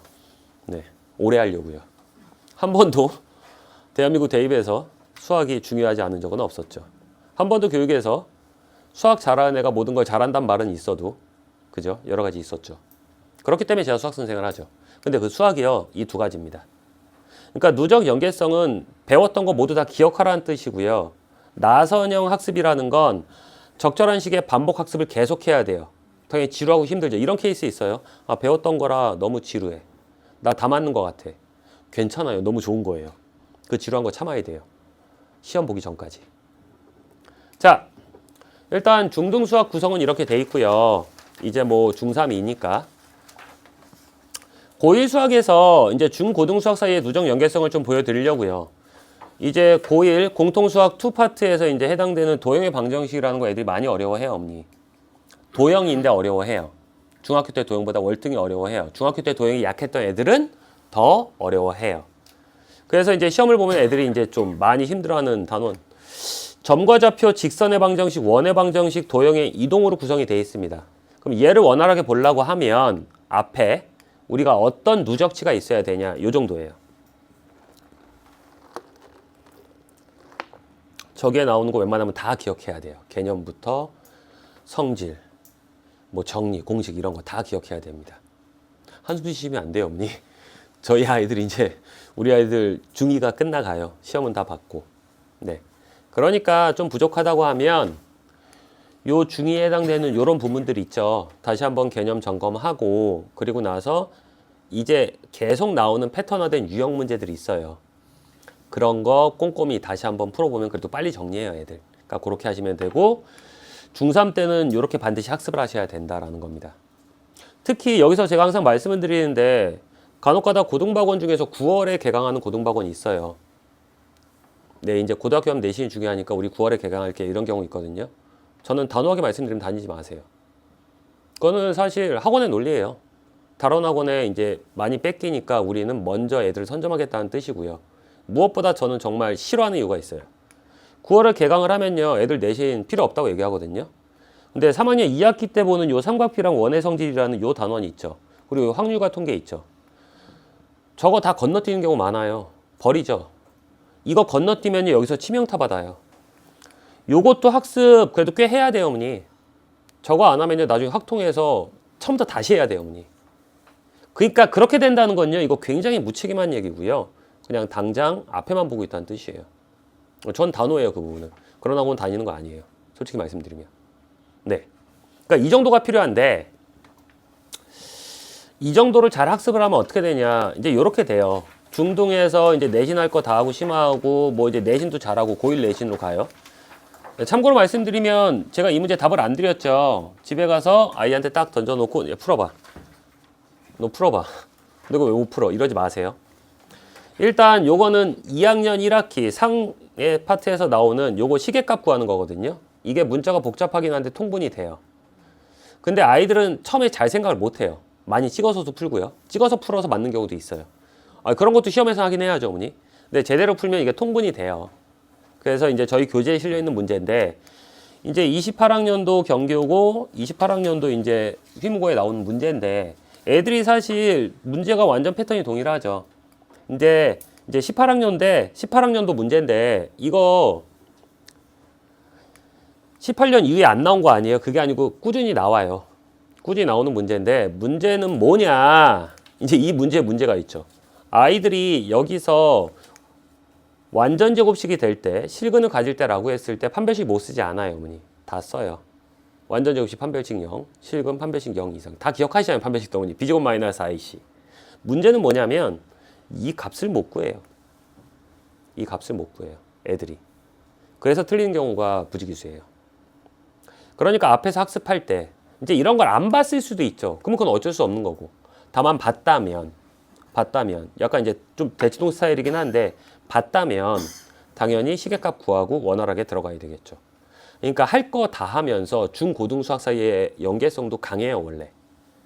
그리고 이렇게 보셔도 돼요. 중등 수학이 이만큼 넓은 거면요, 고등 수학은 이 안에서 이제 깊게 들어가는 거예요.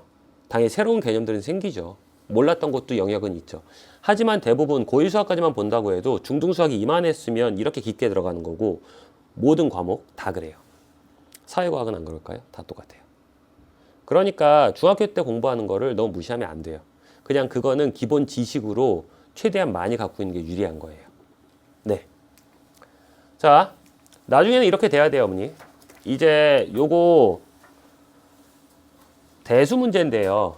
대수 문제예요. 삼각함수 활용 문제인데, 출제 의도가 이래요. 도형에서 여러 가지 조건을 삼각함수에 활용할 수 있는가가 출제 의도입니다.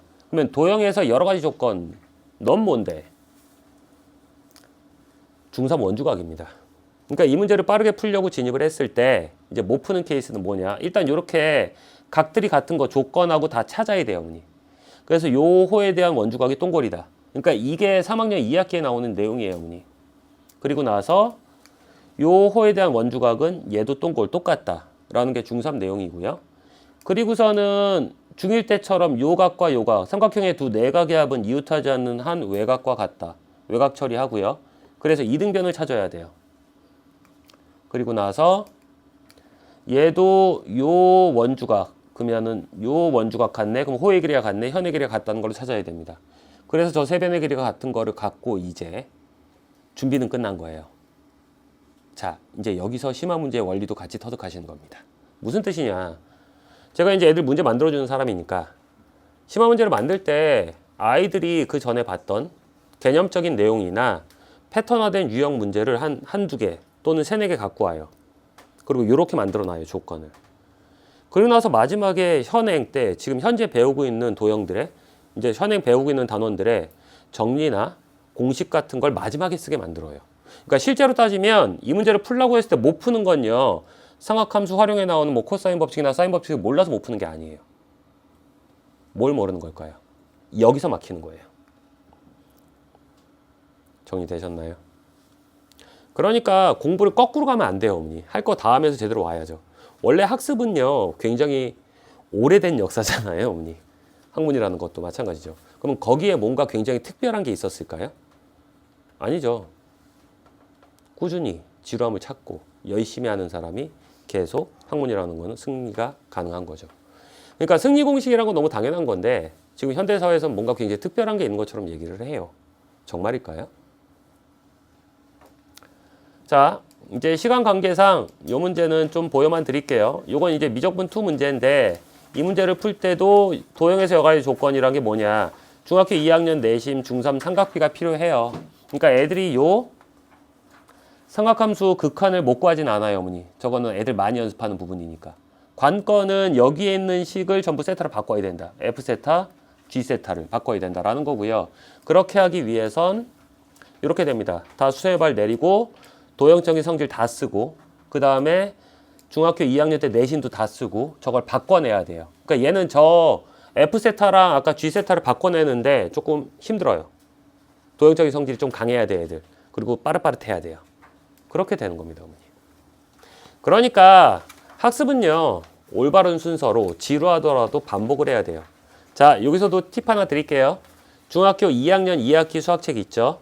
중학교 3학년 2학기 수학책은 버리는 게 아닙니다.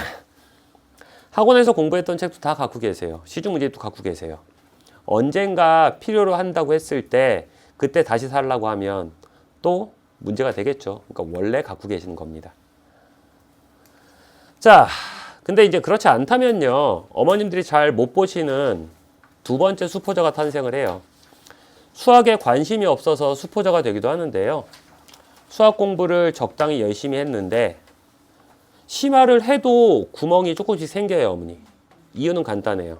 원래 교육계의 정설인데 에빙하우스 박사의 망각곡선이라는 게 있어요. 되게 단순해요. 이제 실험자들한테 예를 들어서 한 100개 정도로 외우게 해요, 단순하게. 그러고 나서 1시간 뒤에 몇 개를 기억하고 있을까? 암기력 테스트 하는 거. 근데 보통 50에서 60%가 날아가기 시작해요. 몰라요. 그러니까 학습에는 반드시 골든타임이 있고요. 기억을 하려고 하면 다시 복습이란 걸 해야 돼요. 근데 빠르게만 계속 진행을 하고 일단 뒤에서 보고 있는 것. 아직도 그런 얘기를 이제 하시는 분들이 계시더라고요. 이제 공통 수능은 쉬워졌으니까 수능 공부 더 많이 해서 수능을 잘 봐야 된다. 지금 발표된 대입이 그런 거예요, 현재? 얘기되고 있는 대입이? 아니에요. 일단 내신이 제가 아까 왜 고교 선택에서 30% 이내에 무조건 들어야 돼요, 적어도 라고 얘기할까요? 자칫 잘못하면 대수가 불가능할 수도 있어요, 어머니. 계속 강화된다고 하면. 그렇잖아요, 어머니. 내신이 안 나왔어요. 그래서 이제 정시로라도 학교를 좀 내가 가고 싶은 학교를 가겠다고 해서 수능 준비를 다시 하는 거잖아요. 근데 계속 이렇게 가까워지면 어떻게 될까요? 계속 내신은 발목을 잡겠죠. 네. 그러니까 빠르게만 그런 거 아니에요, 어머니. 원래 그냥 고등학교는 3년제고요. 3년 끝나고 나면 대학에 입학할 자격 조건이 주어지니까 시험을 보는 거고요. 그에 따라서 간다고 하면 수능만을 목적에 두고 원래 달리는 거 아니었어요. 그거는 솔직히 N수생 입장, 재수생 입장에서 얘기하는 거죠. 다만 이제 그렇게 달리다 보면 수학 공부를 했음에도 불구하고 수포자가 되기도 해요. 열심히 학습을 해도 구멍은 생기죠. 근데 그건 구멍이라고 표현하기보다 이제는 까먹은 거죠. 내 기억에서 계속 다루지 않으니까 잊어버린 거죠. 그러니까 반복적으로 복습을 해야 되는데 그렇지 못한다고 하면 어딘가 이제 내가 뭘 못하는지 찾아야 되는 거죠. 그것도 시간이거든요. 그때 이제 자존감이 떨어지고 멘탈이 털리죠. 그러다 보면 어떻게 될까요? 점점 자신감은 더 사라지겠죠. 그러니까 그렇게는 되지 않게. 그리고선 그렇게 되지 않기 위해서 수학 학습을 따진다고 했을 때 전공법은 원래 하나밖에 없었어요. 자, 고등학교 1학년 때 구성은 이렇게 됩니다. 그래서 한번 보시고요. 고등학교 2학년 때 이제 공통수학 2, 공통수학 1, 2가 고등학교 1학년 과목입니다. 그래서 저렇게 이제 두 파트 정도로 나눌 거고요. 아이들이 어려워하는 거 아까 보여드린 것처럼 도형의 방정식, 그 다음에 함수와 그래프. 근데 이제 여기서 중3이니까 이제 중2 때부터 이제 중1 때부터 말씀을 다 드리긴 하는데 이제는 목전이에요. 고등학교 가야 되니까. 수학을 잘하는 방법은요. 함수를 잘하는 거예요. 근데 제일 싫어하는 게 뭐죠? 함수죠. 싫어할 수밖에 없는 이유도 있죠. 이 아이를 이제 좀 멋지게 얘기하면 해석 기하학이라고 표현을 해요. 그러니까 원래 기하학을 중학교 때 보면은 도형을 주고 나서 각이 같아 또는 도형의 성질을 쓰거든요. 근데 이때부터는 함수가 막 도입이 되고 그러면요. 좌표 평면에다가 사실 점 하나 찍는 거 중학교 1학년 2학기 때 배워요, 어머니. 도형의 기본 요소는 점선면이다. 점 2개면 선 생기고요. 점 3개면 선이 3개 생기니까 면 생기고요. 이런 원리이기 때문에 아이들이 이제 도형을 해석할 수 있는 관점에 들어가는 게 좌표 평면. 네. 그러니까 함수는 아이들 입장에서 어려울 수밖에 없어요, 어머니. 근데 어려워도 계속해야 돼요. 저도 그랬어요. 수학 공부할 때. 아니 저라고 처음부터 막 날 때부터 응애 그러는데 수학 그러고 나왔겠어요? 그건 아니죠. 저도 끊임없이 부딪혀보고 깨지기도 하고 그러면서 뭔가 조금씩 터득을 하면서 이제 발전을 해서 수학 선생님을 하고 있고 학원 원장을 하고 있겠죠. 가장 중요한 건 수학은요. 이 함수를 잘해야 되고요. 근데 공통수학 1에서 요 방정식과 부등식 파트에서 함수와 방정식과 부등식은 하나야. 하나기 때문에 어떤 문제가 출제되든 너한테 유리한 방향으로 끌고 가야 돼라는 걸 배워야 됩니다. 자, 그러면 그 함수가 어디까지 가냐고요? 일반 선택의 대수 파트, 지수함수, 로그함수, 삼각함수입니다. 네, 함수자 다 들어가죠. 미적분원에 들어가면요. 함수의 극한과 연속, 다항 함수 미분, 다항 함수 적분 이렇게 들어가요. 확통, 확통에서도 함수 그래프 나와요, 없니? 네. 그리고 미적분 2에 들어가면 여러 가지 함수에 대한 미분법, 여러 가지 함수에 대한 적분법입니다. 그러니까 함수 잘해야 돼요, 어머니.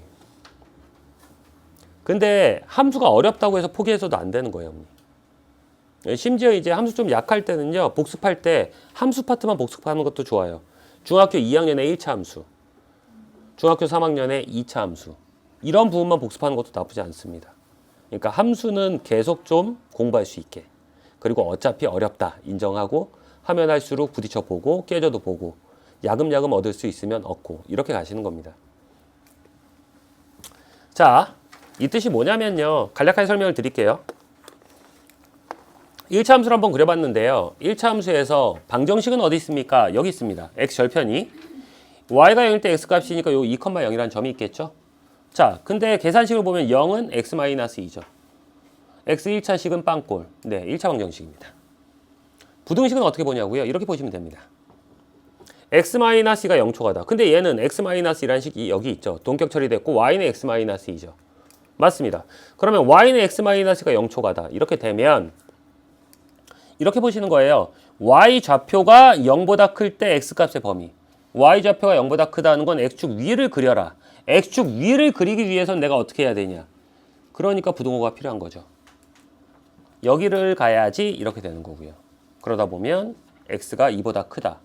그리고 또 여기서 아셔야 돼요. 그러니까 결론적으로 이렇게 된다고 하면 이 부등식에서 나오는 2라는 값과 방정식의 해가 같네. 네, 저 경계값이 방정식의 해입니다. 이처럼 함수와 방정식과 부등식은 한데 엮여서 놀 수가 있습니다. 이런 것들을 잘하면 고1에서 많이 나오는 문제예요. 학교 시험에도 많이 나오고요. 이 문제를 보면요. 첫 번째 풀이가 이렇게 돼요. 두 번째 풀이는 이렇게 됩니다. 세 번째 풀이요. 저 절대값 함수로 그리는 겁니다. 첫 번째 그래프 그리고 두 번째 그래프 그리고요. 지금 두 번째 그래프가 조건에 따라서 얘거든요. 얘가 b,0이고 간략하게 설명을 드리면 그럼 얘도 이 뜻이에요. 요 그래프의 y 좌표가 요 그래프보다 클 때 x값의 범위. 그러면 요 그래프의 y 좌표가 얘네 이제 기울기 때문에 평행하거든요. 빨리빨리 이제 해석이 돼야 돼요. 이런 게 안 되면요. 이 문제를 자꾸 연습한 것도 좋긴 한데 더 좋은 건요. 이제 대부분 중위권 애들이 심화 문제 안 될 때 앞에 패턴화된 유형 문제들을요. 거의 외우다시피 해야 돼요. 이런 문제를 이렇게 풀려고 하면요. 자연스럽게 그냥 아무렇지도 않게 툭툭 나와야 돼요. 그러니까 수학은 학습하는데 제일 오래 걸리기도 하죠. 그러니까 심화 문제를 많이 풀어서 돌파가 되는 케이스가 있긴 해요. 근데 그거보다 더 좋은 거는 앞에 이제 이 심화 문제를 풀기 전에 패턴화된 유형 문제들이 그냥 문제 보면 이렇게 되는 게 제일 좋아요. 그래서 얘도 간단해요, 어머니. 그러면 요거 그려야지. 그러면 요거 그리려면 x는 요로 가야 되니까 얘는 뭐지? 얘가 이제 2분의 a 플러스 b 중점 좌표거든요. 왜 그러냐면 기울기가 1하고 마이너스 1이라서 얘가 45도예요. 얘 직각 이등변이거든요. 그럼 빠르죠, 애들은. 그거다. 그럼 이렇게 답 나와요. 네. 이제 이렇게 좀 학습을 해야 되고요. 이제 깁생학에서는 매번 이제 저렇게 계속 아이들한테 요구를 하죠. 함수 잘하자. 함수를 해석해보자. 힘들어요, 어머니. 힘들어요. 근데 지금서부터 저렇게 하고 방향성을 제시를 하고 완성할 수 있으면 어느 정도 완성을 하고 그게 아니면 계속 그래서 아이들한테 알려주고 있는 거예요. 네. 고등수학 사이에 누적 연계성은 없을까요? 아니요. 이제 중3이니까 일단 대수 파트가 사실 고등학교 때 수포자가 많이 나오는 파트 중에 하나예요. 낯설음의 연속이자 낯서니까 어렵죠. 지수함수와 로그함수 기억하시죠? 삼각함수. 그리고 수열. 네, 많이 어려워하죠. 이걸 잘하려고 하면요. 공통수학 이만큼을 잘해야 돼요. 고등수학 입장에서 보면요. 일단 고1 수학에서 가장 기본이 돼야 되는 건 중등수학이거든요. 그럼 이제 중등수학에서 고1 수학으로 넘겼죠. 그럼 고1 수학은 제일 중요한 이유는요. 고1 수학은 고등수학 모든 부분을 학습하는 데 초석입니다. 이게 자유롭게 돼야 돼요. 아무리 반복을 한다고 해도 까먹을 수도 있어요, 어머니. 그건 왜 그러냐면 시험을 안 봤기 때문에. 내신이라는 도구는 그래서 중요한 거예요, 어머니. 단원 간의 누적 연계성도 있어요. 수열을 잘하려고 하면 지수 로그함수 앞에 1단원을 잘해야 돼요. 그러니까 모든 수학은 계속 다 연결돼 있어요, 어머니. 그러니까 이걸 빠르게 한 번만 쑥 지나간다고 해서 되는 게 아니에요, 이게. 그러니까 계속 반복을 해야 되죠. 그리고 여기서도 이제 보면 아이들이 여기서 혼란을 많이 느끼기도 해요. 왜 그러냐면 중학교 때는요, 수학을 배울 때 방정식을 배우고 함수를 배우는 패턴이거든요. 그러니까 연립방정식 배우고 1차 함수, 2차 방정식 배우고 2차 함수. 근데 점점 이 패턴을 자꾸 아까처럼 바꿔야 되는 이유가 이때는 어떻게 되냐. 지수 로그 함수를 가르쳐요. 그리고 나서 얘가 한 60 아니면 50이다라고 하면 얘네가 25%씩이에요. 그러니까 함수를 배웠으니까 이제 뒤에 방정식과 부등식은 빠르게 해석이 들어가요. 가장 중요한 함수가 있으니까. 그러니까 이것도 잘 기억하고 이렇게 배워야 돼요, 원래. 알고 배워야 돼요. 자, 근데 이제 가장 이 나선형 구조라는 게 사실 이거였어요. 그래서 초등학교 때 이렇게 하시는 부모님들 계시거든요. 아이가 초등학기가 끝나잖아요, 어머니. 그러면 복습을 해요. 그리고 나서 학기를 종료하세요. 근데 이게 원래 가장 좋은 학습법이었고 그래서 하고 계셨던 거예요. 근데 중학교에 오면서 학교 생활도 해야 되고 수행평가도 해야 되고 내신도 봐야 되고 학원도 다녀야 되니까 시간이 많이 부족하죠. 자, 그래서 이제 중학교 때는 중등학기가 종료된다는 의미는 내신이 끝난 시점인 거예요. 그러니까 전체 한 학기를 본다고 해도 2단원씩 끝나는 거죠. 1, 2단원 시험을 봤으면 이제 여긴 놔주자. 그러면 3, 4단원은 이제 내신 보기 전에 웬만한 애들은 다 복습을 해줘야 되는 거예요. 이렇게 다 끝내시는 거고요. 그러면 선행학습을 하고 있다라고 했을 때 고1 학기가 종료되는 건요. 내신이 끝났을 때 종료가 되는 거죠. 그러니까 종료되는 시점은 한 권이 통으로 종료가 되는 건요. 학기가 끝날 때예요. 중간기말을 볼 때는 단원별로 종료가 되는 겁니다. 이렇게 꾸준히 하시는 거고요. 그러고 나서 이제 고2, 고3 때는요. 수능 이제 시험 범위도 있고 내신도 봐야 되고 이제 계속 돌리는 거예요. 그러니까 고1 과정을 몇 번 했으니까 이제 올해는 고1 과정을 안 하려고 해요. 그런 게 안 돼요. 어차피 열심히 공부했어도 이제 잠깐 까먹는 거 있어요. 빠르게 공부했으면 많이 까먹어요. 그러니까 계속 반복해 줘야 돼요. 자, 그러니까 이렇게 보시면 돼요. 중2 시작을 할 때 이제 뭔가를 했겠죠. 본학년을 하던 공통수학을 하던 대수를 하던 미적분 1, 2를 하던 이렇게 갔다고 하면 중3 시작은요. 무조건 본학년하고 공통수학하고 대수하고 미적분 1하고 미적분 2 이 순서대로 가시는 거예요. 2학년 때 딱 학기가 끝났다라는 걸 봤을 때. 자, 장점은요. 이렇게 하면 뭐 수시부터 정시까지 다 대비가 될 거고요. 수학이라는 과목이 정립이 잘 될 거예요, 어머니. 단점은 이제 너무 힘들다, 빡세다. 너무 힘들죠. 너무 힘들죠. 네, 맞습니다. 그래서 일단 깊은 생각은 방학 때 수업 시간이 늦는 이유가 그래서 그래요. 저희는 커리큘럼도 그렇고 학습을 다 저렇게 시키거든요. 예를 들어서 이제 뭐 하나만 볼게요, 어머니. 2학년 1레벨 애들이요. 고1 수학, 공통수학 1, 2 했고요. 그 다음에 시험 보기 전에 이제 본학년 거, 2학년 거 심화하고 내신 대비하고 쭉 왔어요. 그래서 얘네가 미적분 1까지 끝냈거든요. 그러고 나면 3학년 1학기가 되면 저는 다시 공통수학을 시작합니다. 그리고 이제 1레벨은 조금 달라요. 저기서 공통수학 해놓고요. 계속 가요, 저 공통수학. 진도 나가면서. 계속 문제 나오고 계속 해요. 그렇게 해서 앞에 이제 당연히 1레벨에도 1학년 때 한 것도 있겠죠. 그러니까 뒤에서 또 나갈 때도 공통수학하고 대수하고 미적분 1 다시 하고 미적분 2까지 해요. 네. 그럼 앞에 이제 1학년 때 2학년 때 해놓은 게 있기 때문에 조금 더 이제 빠르게 진행을 할 수 있고요. 그 다음에 마지막에 확률과 통계 기본을 하고 커리큘럼이 끝납니다. 저기서 뭔가를 이제 힘들다고 빼거나 할 수는 없어요. 그러니까 계속 하고 있어야 돼요. 고의수학 같은 경우는 이제 바로 3학년 1레벨 같은 경우 기준 이제 내년 4월에 보겠죠. 그러니까 내후년 4월이죠. 아직은 11월 달이니까. 4월 말에 이제 시험 봐야 되잖아요. 고등부 진급고사도 봐야 되고 등등 해서. 그래서 계속 하는 거죠. 나머지 2레벨도 마찬가지예요. 다. 저희 레벨이 다. 그러니까 왜 이렇게 하느냐. 시험이 안 끝났잖아요. 그러니까 계속 반복을 해줘. 저렇게 반복을 해도 아이들이 잊어버리는 경우도 있거든요. 근데 그 정도는 괜찮아요. 다시 이제 보고. 그러니까 이런 것도 굉장히 중요한 학습이에요. 선생님이 뭔가 질문을 하잖아요. 공식이 됐건 개념, 정의가 됐건 등등 했을 때 대답을 못 하잖아요. 그러면 그때 대답 못 했던 걸 아이들한테 적으라고 하세요. 그리고 집에 가서 그 단원만이라도 계속 보는 거죠. 그 순간만이라도 계속 챙겨야 돼요. 정리되셨나요? 그러니까 사실 학습에서 제일 중요한 건 태도입니다. 행동으로 옮기는 것. 네. 자, 내신 성적에 대해서 이제 좀 중3이니까 말씀을 드리는데 중학교 내신 성적은요, 그렇게 크게 의미 없어요, 어머니. 일단 이게 중학교 내신 성적에서 엄밀히 얘기하면 A가 안 나온다는 게 문제예요. 이유는 간단합니다. 중학교 때 내신 성적은요, 점수를 주겠다는 의미가 강하고요. 뺏어봤자 잘해 한두 문제예요. 고등학교 때 내신은 뺏고자 하는 겁니다. 그렇기 때문에 A등급이라는 게 사실 광진고하고 제 송파고학교 다 해놨는데 학교별로 어떤 학교는 A가 26%, 어떤 학교는 41%막 이래요.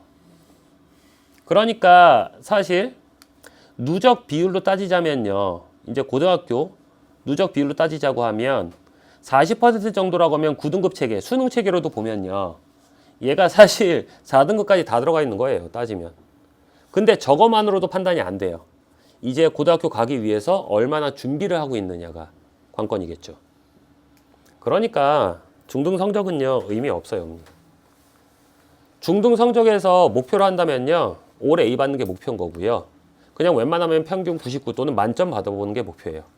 만점을 받아보는 건 굉장히 소중한 경험이긴 해요. 그럼 왜 그러냐면 우리가 제일 싫어하는 게 뭐죠? 실수라는 거죠. 그러면 실수를 할 때 대부분 보면요. 처음 준비하는 실수 잡는 거 얼마나 힘든데요. 계산 실수 잡는 거. 이것도 설명을 드릴게요. 2 곱하기 5는 얼마죠? 대답을 안 하시네요. 2 곱하기 5는 얼마죠? 그걸 7이라고 하면 실수예요. 근데 문제 보는데 어떤 조건을 누락해요. 그래서 답에서 답이 2개 나왔는데 하나를 탈락을 못 시켜요. 이게 실수일까요? 아니요, 이건 수학 부족입니다. 근데 일단 대부분 이런 케이스 실수를 왜 잡기 힘들까요? 실수 쉽게 잡을 수 있습니다. 저는 거짓말이라고 얘기해요. 아이 성격과 성향 지금까지 공부했던 부분에서 다 엮여 있어요. 그게. 실수가 없는 애들은요. 일단 기본적으로 준비할 때 준비가 끝났잖아요. 그럼 이제 보통은 어떻게 될까요? 준비 끝났어. 나 잠깐 이제 이렇게 되죠. 잠깐 핸드폰 보고 막 뭐하고 하죠. 숙제 다 하면 다 하잖아요. 근데 대부분 실수가 없는 애들은요. 그 지루함을 이겨요. 준비가 끝났네. 다행이야. 아직 1시간이 남았네. 자, 다시 한번. 차분한 마음에서 접근을 하고요. 그래도 실수가 나거든요. 그러니까 또 실수를 잡으려고 하면 계산식을 다 써야 돼요.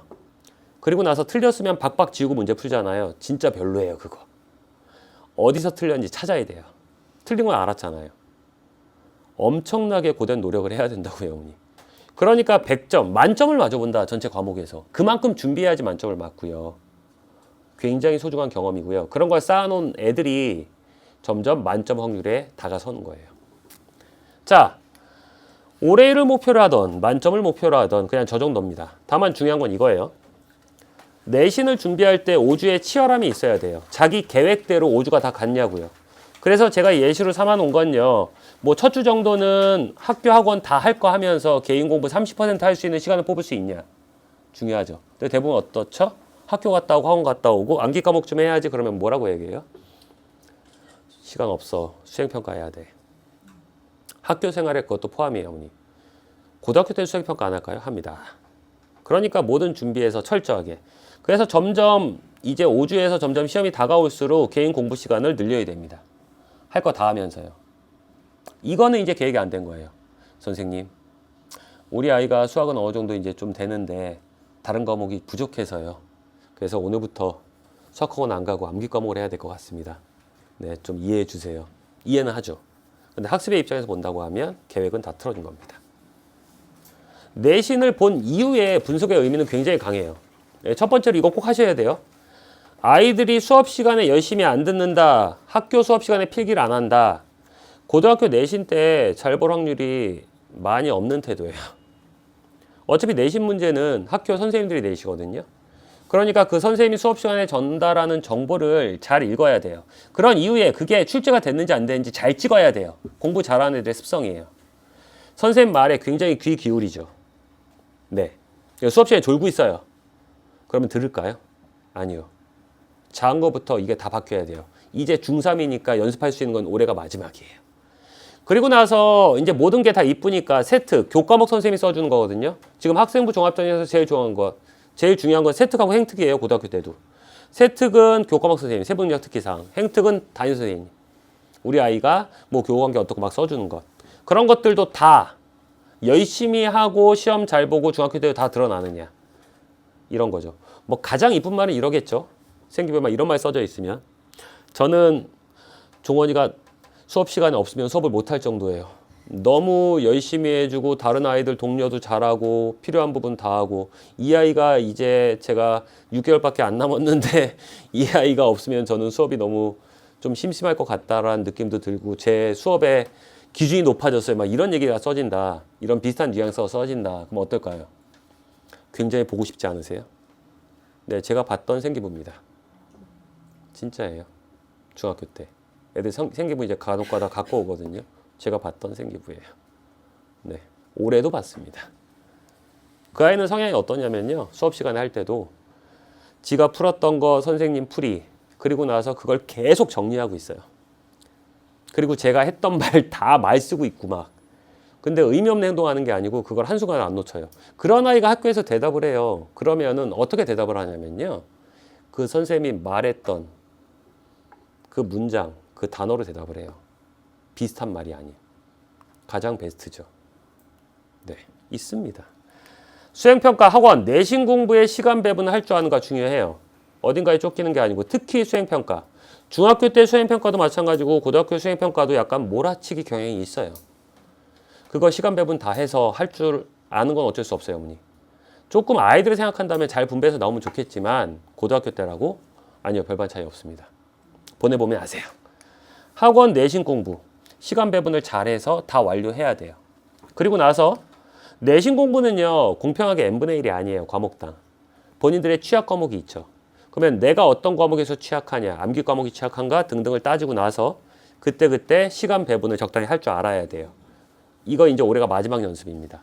그래야지 고등학교 내신 때도 차분하게 계획서에서 진행을 해요, 언니. 자, 고1 수학이 얼마나 중요하냐면요. 시중 문제집 기준으로 보면 고1 수학이 사실 1년치니까 많기도 해요. 근데 그렇게 따진다고 해도 이거 이제 센 기준이거든요. 센 기준에서 보면 고1 공통 수학이 2,500문제 정도 돼요. 그리고 나서 지금 아직 책에 안 나와서 이건 이렇게 써놨어요. 현재 미적분. 우리 아이들 세대 때는 똑같은데 미적분 2로 이름이 바뀌거든요. 걔가 1,300문제에서 이렇게 쭉 구성이 된다고요. 그래서 확통이 제일 적어요, 문제는. 이 의미 자체가 뭐냐면 아까 그거예요. 고1 수학은 모든 고등 수학의 초석이다. 그러니까 이번 연도에는 고1 수학 확실하게 최대한 많이 복습도 하면서 계속 진도를 나가더라도 계속 해줘야 된다. 그래서 공부는 이렇게 돼야 돼요. 고1 수학을 최대한 많이 하세요. 내신도 봐야 되니까. 고1 내신 중요해요, 어머니. 그리고 나서 이 위에다가 뭐 대수 미적분 같은 거 쌓으시고요. 그 다음에 그 위에다가 미적분 2를 쌓으시는 겁니다. 그러니까 미적분 2라는 게 사실 얘네가 잘 되면요. 수월하게 가요. 적당히 수월하게 가요. 외워야 될 공식이 많은 것뿐이죠. 근데 수월하다는 게 그래도 생소하니까 힘들긴 해요. 네. 그러니까 이렇게 학습을 해줘야 돼요. 그러니까 이게 고1 수학의 가장 중요한 역할이에요. 중3이 될 거니까 이건 이제 피할 수 없습니다. 아무리 안 된다고 해도 고1 수학 선행은 하셔야 돼요, 사실. 하시는 게 좋아요. 얘기하면. 엄밀히 얘기하면. 자, 고등학교 진학 전에 꼭 완성을 이건 하셔야 돼요. 첫 번째, 고1 수학 아주 많이 연습하라고 제가 말씀드렸죠. 특히 이제 복습을 할 때 함수 단원만 꼽아서 복습하는 것도 좋아요, 어머니. 자, 두 번째, 계획하고 계획한 시간 내에 완료하는 연습을 해야 돼요. 이건 비단 모든 부분이 다 마찬가지예요. 수행평가 준비를 해요. 수행평가 준비를 할 때 이게 어느 정도 걸리겠다 예측을 해보세요. 학원 숙제를 하네요. 이 학원 숙제가 어느 정도 걸릴까 예측을 하셔야 돼요. 그 예측하고 들어맞는지 자꾸 연습해야 돼요. 이거. 아니면 고등학교 때 내내 쫓기다가 끝나요. 고등학교는 중학교보다 뭐 제가 보니까요. 바쁜 걸로 따지면 두세 배 더 바쁜 것 같더라고요. 애들이. 제 자식도 마찬가지였고. 그러니까 아까 저희 이제 초반에 맨날 좋은 말씀 잘해주세요. 저희 본부장님이. 그러니까 이게 마지막 기회라고 보셔야 돼요. 아니면 고등학교 내내 쫓겨다녀요. 그러니까 근데 이런 거 이제 하라고 이제 좀 부탁을 드리잖아요. 싸우지 마세요, 제발. 야, 너는 이것도 안 되고 저것도 안 되고. 그럴 수 있죠, 어머니. 그러니까 아이하고 어차피 말이 안 나와요. 싸우셔도 지는 거는 부모님이에요. 못 이겨요. 그 아이는 지금 세상이 제일 힘들거든요. 그것도 맞고요, 사실. 지금 본인이 겪어보지 않은 세상을 가고 있는 거잖아요, 어머니. 부모님도 다 겪어보셨잖아요. 그러니까 이제 함께 하시되 좋은 마음으로. 그래도 이런 거는 어차피 네가 시간 체크하는데 초식에 눌렀다 끄는 거니까. 그리고 이제 이런 부분에서 고등학교 생활 잘하려고 하면 좋다고 하더라. 그래도 우리 좋은 마음으로 해보자. 이렇게 해서 자꾸 해보시는 거 추천드려요. 그 다음에 문제 푸는 연습 좀 해야 돼요. 그리고 빨리 풀지만 오답을 낮추는 연습해야 됩니다. 지금 문제 푸는 거 굉장히 느린 애들 있죠. 더 이상은 양보할 데가 없어요. 고등학교 때는 점수를 뺏는 시험이라고 말씀드렸잖아요. 시험 시간은 대부분 50분입니다. 길게 보는 경우도 있고요. 고등학교 때도 시험 패턴은 두 가지예요, 어머니. 그냥 일반적인 내신 성향으로 보는 학교들, 모의고사 이제 변형 정도로 보는 학교들. 그럼 시험 시간이 늘어나요. 근데 어느 쪽이 됐던지 간에 다 못 풀 수가 있어요. 중학교 때는 문제 풀잖아요. 그러면은 한 2번, 3번까지 푸는 애들 있어요. 1레벨에서 많이 푸는 놈들 4번, 5번까지 풀어요. 푼다는 게 무슨 뜻이냐? 검사를 그냥 내가 쓴 식 눈으로 보면서 검사하는 게 아니에요. 최고의 검사는 풀어서 답, 답 대 답 비교. 이게 원래 최고의 검사이에요. 중학교 때는 가능해요. 고등학교 때는 불가능하기도 해요. 시험 난이도에 따라서 천차만별 다 바뀌어요. 그러니까 연습해야 돼요, 어머니. 자, 그 다음에 학습 시간은요, 최대한 증가시켜야 돼요, 이제. 할 수 있는 한. 엉덩이 시간 늘려야 돼요. 이거는 이제 고등학교 가서 여러 가지 하려고 하면 방법이 없어요. 그 다음에 기출문제로 연습을 하고요. 기출문제 연습이 끝난다면 모의고사 문제를 건드리는 거예요. 이제 시중에 문제집도 많으니까. 다만 기출문제 연습이 안 끝났으면 이건 하지 마세요, 어머니. 일단 먼저 기출문제. 얘네가 아까 얘기한 패턴화된 유형 문제들이 다 들어간 것들 얘기하는 거예요. 아니면 이제 저거 지루해도 계속 봐야 돼요. 선생님 다 풀었는데 계속 다 맞던데요? 좋아요.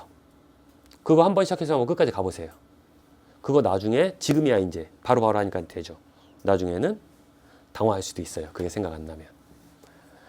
자, 선행 진도와 상관없이요. 당연히 고1 과정은 계속 많이 하는 게 좋아요. 네.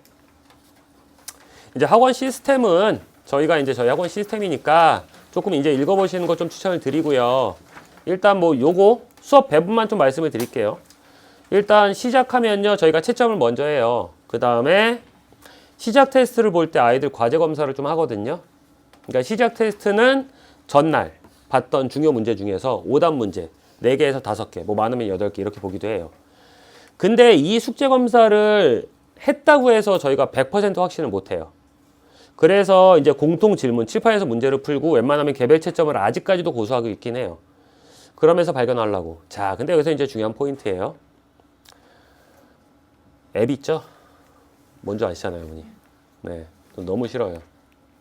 네. 콴다 앱 있죠? 네. 그러니까 요새 애들은요, 제가 이제 교육한 지가 오래됐거든요, 어머니. 과거 애들은 콴다라는 것도 없긴 했지만, 그때 애들은 뭔가 베끼잖아요. 그러면 티가 많이 났어요. 그러니까 식 중에서 막 식이 10줄 있으면 그 중에 한 5줄로 압축해서 쓰거든요. 근데 베끼다 보니까 어떻게 돼요? 중요한 식을, 이 식은 반드시 있어야 되는데 빼놓고 가니까 제가 발견하기 쉬웠거든요. 요새 애들은요, 속아요. 솔직히 말씀드리면. 다 적어요. 근데 콴다가 생긴 이후에 어떻게 될까요? 검색을 하죠. 그 중에서 제일 간단해 보이는 거를 선택해서 적어요. 그러니까 이건 학습이 완전히 선생님이 어떻게 일단 그래서 너무 서운해하지도 마세요. 그러니까 숙제 검사하고 다 하는데 나중에 언제 드러날까요? 시험 볼 때. 시험 볼 때 드러나요. 콴다 앱이요? 지우고 깔았다 지우고 깔았다 계속 그래요, 어머니. 진짜 그래요. 그러니까 그건 어떻게든 좀 막아야 돼요. 부탁을 드려요. 학원 선생님이 사실 애 핸드폰 보면서 하는 것도 잘 안 하기도 하지만 그래도 사생활이 있잖아요. 근데 막 허락하시면 하거든요. 그럼 제가 본다고 하면 콴다 앱은 어떻게 돼 있을까요? 없죠. 단순하게 꾹 눌렀다가 X 누르면 끝나잖아요. 네. 그 다음에 시중문제집 사용할 때도 마찬가지예요. 요새 애들은요, 인터넷에 예를 들어서 센수학 시중문제집 치잖아요. 답지 그냥 떠요. 해설지랑. 그런 블로그들이 있어요. 희한하죠. 우리 어머님들이 시중문제집을 샀는데 답지를 잊어버리신다? 아니죠. 회수해서 숨기면 숨겼지. 네, 근데 답지가 없을까봐 그런 블로그 같은 데 올린대요. 근데 애들이 어느 정도 이제 걸리지 않게끔 웬만하면 다 베끼는 경우도 있어요. 그거 티나는 거 이제 나중에 티나요, 어머니. 시험 볼 때. 네. 그렇기 때문에 사실 이제 100%라고 말씀을 못 드리지만 계속 개별 채점을 고수하고 시작 테스트를 계속 깔고 있는 이유가 그래요. 그러니까 저희가 이제 눈치채는, 그것도 애들한테 얘기하시면 안 돼요. 저희가 이제 눈치채는 방법이에요. 과제는 완결도가 이렇게 좋고 잘 맞는데 시트에 자꾸 털려? 그러면 거의 100%예요. 보고 있구나. 그리고 이제 개념 진도를 나갑니다. 다만 저희가 100%로 발견을 할 거고 과제 체크가 이렇게 해도 100%라고 생각하지 마세요. 최대한 노력을 하는 건데 다른 학원보다 많이 하겠죠. 그러니까 이렇게 수업은 구성되어 있다. 그리고 콴다 앱이나 일단 어디선가 베끼는 그런 게 있으면 학원에 전화하셔야 된다. 선생님 포착한 것 같습니다. 뒷일은 알아서, 그럼 저희가 알아서 합니다. 네. 일단 교재 사용 순서 등등 나왔고요. 일단 뭐 다른 부분보다 과제량 등등 나왔고요. 시중 교재 언제 쓰고 이제 학원 대치동차 붙은 거는 전부 다 자체 교재예요. 그럼 자체 교재를 왜 쓰고 있느냐? 아까 심화 문제에 도달시키기 위해서, 그리고 고등학교 기출, 나중에 내신 잘 보기 위해서 자체 교재를 써요. 그러니까 솔직히 다른 학원들 좀 부러워하는 교재 중에 하나고요. 근데 저희는 이제 학원이 워낙 오래됐으니까 계속 업데이트 되니까. 그러니까 그런 좀 패턴화된 유형 문제들의 반복적인 연습이 필요한 애들이 있어요. 근데 시중 문제집은 그런 게 하나별로 하나씩 나오거든요. 그러니까 그거 다 풀려면 몇 권 풀어야 되겠죠. 그래서 저희가 자체 교재 쓰는 거예요. 그리고 교재 퀄리티는 걱정하지 마세요. 말씀드렸잖아요. 딴 학원에서 저희 교재 못 갖고 와서 안달이에요. 그러니까 걱정 안 하셔도 돼요. 그러니까 이렇게 난이도도 구성이 된다. 그래서 자체 교재 들어가면요, 거의 기본이나 기본 응용 이후부터 저희가 들어가요. 자체 교재들은 다 난이도가 그래요. 그리고 어차피 목표는 확실하게 설정이 돼 있으니까 목적을 이루게 돼 있어요. 전부 다 웬만하면 기출이에요. 네, 그걸로 다 연습을 시키고 있다. 교재 자체도. 과제 시스템은요, 오답 노트는 당연히 하고 있고, 깁생 오답 노트 약간 특이하긴 해요, 어머니. 문제 쓰고 이 밑에 풀이를 해요. 그 다음에 옆에 공간을 비워두거든요. 이거 공부하는 방법 가르쳐 주는 거예요. 그러면 나중에 문제 풀이 여기 있으니까 이 반을 접죠. 그럼 문제가 고스란히 있으니까 다시 풀 수 있는 여건은 마련돼 있어요. 시험이나 뭐 단원 테스트나 뭐 이런 거 학력평가 등등 준비할 때 그렇게 공부하라는 뜻이에요. 그리고 숙제할 때도요, 문제풀이 노트에도 쓰고요. 그 다음에 책에도 시켜요, 저희는. 왜 그러냐면 수학은 무조건 노트에 풀어야 된다. 맞는 얘기긴 한데요. 학교 시험 볼 땐 노트가 없잖아요. 그래서 이제 이것도 연습 좀 시키는 편이에요. 책에 공간 있는 데다가 풀어. 당연히 이렇게 이쁘게 풀면 좋겠죠. 네. 그렇기 때문에 글씨 연습도 좀 시키셔야 돼요. 막 사선 쓰고 글씨 막 오르락내리락하고 이거 안 좋아요, 어머니. 네, 그래서 오답 노트 아까 말씀드린 거 이렇게 좀 실행해 보시면 좋으실 거고요. 자, 그 다음 평가는요, 시작 테스트는 웬만하면 매시간 보고요. 근데 너무 이제 나가야 될 진도가 많으면요, 생략되기도 해요. 그건 왜냐면 일단 진도가 먼저 끝나는 게 약속이기 때문에. 단원 테스트는 2주당 거의 보고요. 학력평가랑 맞물리면은 단테는 생략되고 학력평가로 대체됩니다. 요거 좋아하시더라고요. 이제 평균 미달이면 오답 노트 다 하거나 이제 아니면 제시 봐야 돼요. 근데 저희는 제시를 많이 추천을 하죠. 귀찮게 하죠. 싫으면 조금 실수하지 말고 좀 더 잘 봐. 이런 의미예요. 그리고 학원 시험에 관련해서 말씀을 드리면요, 점수에 항상 너무 놀라지 마세요, 어머니. 이거는 어느 정도 좀 보여주는 거예요. 그러니까 중학교 때 성적은 사실 잘 나온 애들이 학원 시험 보면은 막 30점 나올 때도 있고 막 40점 나오고 막 이럴 때가 있거든요. 이제 고등학교 때 가면 이런 일이 벌어질 거야. 그리고서는 원래 이제 시험 체계 자체가 약간 좀 모의고사 형태를 따라가고 있기 때문에 그런 부분도 있어요. 그러니까 원래 그렇게 평가를 해주는 거예요. 어차피 학원은요, 역할은 딱 중요하게 딱 하나가 있죠. 아이가 혼자서 할 수 있는 양이면요, 학원에 다닐 필요가 있을까요? 아니요, 저희가 추구하는 양은요, 딱 여기 걸리는 거예요. 꼴딱꼴딱거려서 힘들어 할 때 발전을 시켜야 되니까. 자, 그러면 내가 함께 해줄게. 이렇게 되는 거죠. 그러니까 모든 평가에서도 마찬가지입니다. 마지막으로 레벨 다운을 좀 말씀을 드리면요. 깁스는 레벨 다운 안 하잖아요. 아니요, 레벨 다운은 상시체제예요. 다만 아이의 가능성을 좀 높게 보는 편이죠. 여기 학원 원장이 그래요. 그러니까 무조건 못한다고 바로는 그건 아니에요. 왜냐면은 잠깐 마음에 요괴가 들어올 수도 있잖아요. 네. 그러니까 선생님이 노력을 해주는 부분 당연히 필요한 건데, 레벨 다운을 갖고 웬만해서 뭐 다른 아이들한테 뭐 충격요법을 쓰거나 그런 건 없어요. 그렇기 때문에 레벨 업은 저희가 칭찬을 해서 게시를 하는데, 레벨 다운은 뭐 다른 학원들처럼 레벨 다운을 명시하는 학원들 있잖아요. 그렇게는 안 해요, 저희가. 그렇기 때문에 그냥 상시다. 그러니까 애들은 알아요. 다 오래 다닌 애들은 아 갑자기 이제 저거 하면 아 모르겠구나. 그 정도면은 뭐 솔직히 이제 뭐 그렇게 막 레벨 다운 자체를 막 이용할 생각을 안 하는 것뿐이에요. 그러니까 그냥 레벨 다운은 상시다.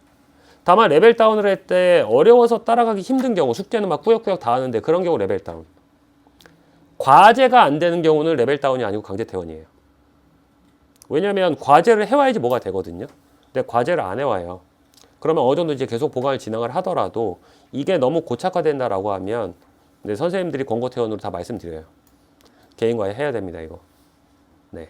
개인 과외 할 때는 대학생 과외보다는 전문 강사. 네. 과외가 어려운 건 알긴 한데 사실상 습관이 안 잡혀 있는 거예요, 이건. 그러니까 습관을 잡게 만드는 거죠. 커리큘럼은 제가 실어 놨으니까 좀 확인해 보시면 되고요. 일단 상위권하고 중위권하고 하위권에 여기서 말하는 이제 본은 뭐냐면요. 본학년 거, 3학년 거. 그 다음에 진은 뭐냐면요. 진도. 그래서 나가려고 할 때 비율을 요 정도로 선택하시는 게 좋습니다. 그 다음에 중위권은 아까 제가 심화 문제를 푸는 요령 말씀드렸죠. 심화 문제를 풀기 위해선 핵심 유형들이 그냥 보면 기억나야 된다. 그러니까 바로 심화 문제를 굉장히 많이 풀린다고 해서 풀리는 거 아니다. 심화 문제 변형이라면 그런 애들은 대응을 못해요, 잘. 그러니까 중위권에서 상위권을 도약할 때 요거 좀 기억을 하시고요. 하위권은 꼭 말씀을 드려요. 하위권이 사실 아이들하고 공부를 하다 보면요. 머리가 안 좋아서 하위권은 아니에요. 사실 행동, 태도, 의지 자체가 잘하는 아이들에 비해서 턱없이 부족한 건 사실이에요. 그러니까 이 아이들이 그걸 아직 몰라서 그래요. 근데 춤추게 해주면 되겠죠. 그 춤추게 해주려고 할 때 가장 좋은 건 학교 내신 시험입니다. 학원 시험에서 솔직히 바로 춤 못 춰요. 난이도가 있기 때문에. 근데 내신 시험은요. 가능하거든요. 몇 개의 과목만 설정을 하세요. 당연히 그 안에 수학이 들어가면 가장 좋겠고요. 그러니까 수학 하나, 뭐 아니면 다른 과목 2개. 하나, 2개, 3개 이런 과목. 이런 과목만 무조건 90 넘기게. 학교 시험은 가능합니다. 실제로 제가 올해도 실행을 해서 성공한 애가 있어요. 네, 평균 조금 저조했다가 이제 70 몇 점대여서 바로 다음 시험에 94점인가? 하여튼 나왔던 애가 있어요. 정확히 기억이 안 나는데. 가능해요, 어머니? 그래서 일단 내신 공부를 하는데 학교 수업 열심히 들어. 다 필기해와. 그거 달달 외워. 아, 방법 더 전수해 드릴까요? 이렇게 하시면 돼요. 계속 백지로 테스트 보시면 돼요. 암기 과목들이나 나머지 과목들은. 그러니까 백지 테스트가 뭐냐면 일정 부분을 암기를 하거나 학습을 시키세요. 그 다음에 A4지에 그거 있는 내용을 다 쓰라고 하세요. 빠지는 거 있으면 빠지는 거는 펜으로 잡아요. 그러니까 이게 가장 좋은 건 뭐냐면은 학습을 할 때 공부를 하다 보면 이제 다 끝났어 라고 생각을 하죠. 근데 내가 정확히 기억하고 있고요. 기억하고 있다고 착각하는 것들이 있어요. 그 착각하는 것들을 잡아내는데 가장 좋은 건 백지 테스트입니다. 저 학교 다닐 때 쓰던 방법이에요. 그래서 애들한테 알려주는 거고. 요거 하나만 하셔도요. 바로 평균 수직 상승해요. 진짜. 이건 보장은 되는 방법입니다. 근데 처음 할 때는 엄청 힘들어요. 어머니. 그러니까 아무 생각 없이 해야 돼요. 이렇게 해야 된대. 그렇게 해서 그 단원이 끝나면 문제 풀리시고요. 한 번에서 끝나는 게 아니고 계속 하세요. 계속 돌리면 뭐 몇 과목 정도 성적 수직 상승시키는 거 중학교 때는 가능합니다. 근데 고등학교 때는 그렇게 쉽지 않아요, 어머니. 그렇기 때문에 올 1년을 하면서 최대한 하셔야 돼요. 그래서 내신에 좀 치중하시는 게 좋고요. 선행진도 너무 따지지 마세요. 다만 이제 저런 아이들도 어느 정도 좀 여름방학 전후로 해서 조금 이제 고1 수학은 봐두는 게 좋습니다.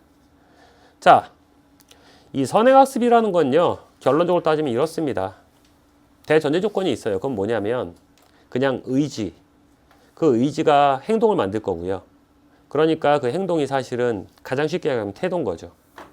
그러니까 뭔가 더 학습을 한다. 이거 당장 이 아이한테 해도 그만 안 해도 그만이 학습인 거거든요. 아이들한테. 당장 시험 볼 게 아니니까. 근데 아이들 항상 비교 대상군이 있잖아요. 아, 옆에 누구는 안 하는데 난 왜 이러고 있어야 돼. 나도 땡스타그램 열어줘. 나는 왜 안 되는데. 막 이렇게 되잖아요. 그러니까 이 모든 것들이 사실 나도 하면 좋긴 하겠지만 그래 내가 지금 이거 앞에 거 해야 되잖아. 그러니까 잠깐 아휴 참아야지. 욕을 할지언정. 그렇게 갈 수 있는 습관 만드셔야 돼요. 이게 사실 이제 고등학교 가기 전에 마지막이고요. 절대 주지 않았으면 하는 건 있어요. 이렇게 만들어내는 데 있어서. 그게 바로 SNS고요. 아이들한테 SNS에 이제 영향력이 굉장히 크죠. 그래서 미국에서 규제 들어가잖아요, 지금. 심각해요, 어머니, 이거 사실상. 엄청 심각해요. 그 다음에 웹툰, 유튜브 쇼츠. 심각해요, 어머니. 그거 아이가 막 수업 시간에 졸거든요. 상담을 해봐요. 왜 그래? 뭐 했어? 계속 이제 뒤로 갈수록 이상해져요. 왜? 공부가 재미가 없어요. 뭐 할 때 제일 좋은데? 쇼츠 볼 때요? 이러고 있어요. 게임, 핸드폰 게임, 아니면 온라인 게임, 오래 할 수 있는 게임. 사실 공부하고 굉장히 상극인 애들이죠. 이거 최대한 좀 없애시는 게 좋고요. 가능하면 없애버려야 돼요. 학습할 때는 제일 부담이 되는 부분이고. 그런 것들이 없어야지만 어이구 요거 가능해요. 있을 거 다 있으면서 저 의지를 발현시켜라. 아니요.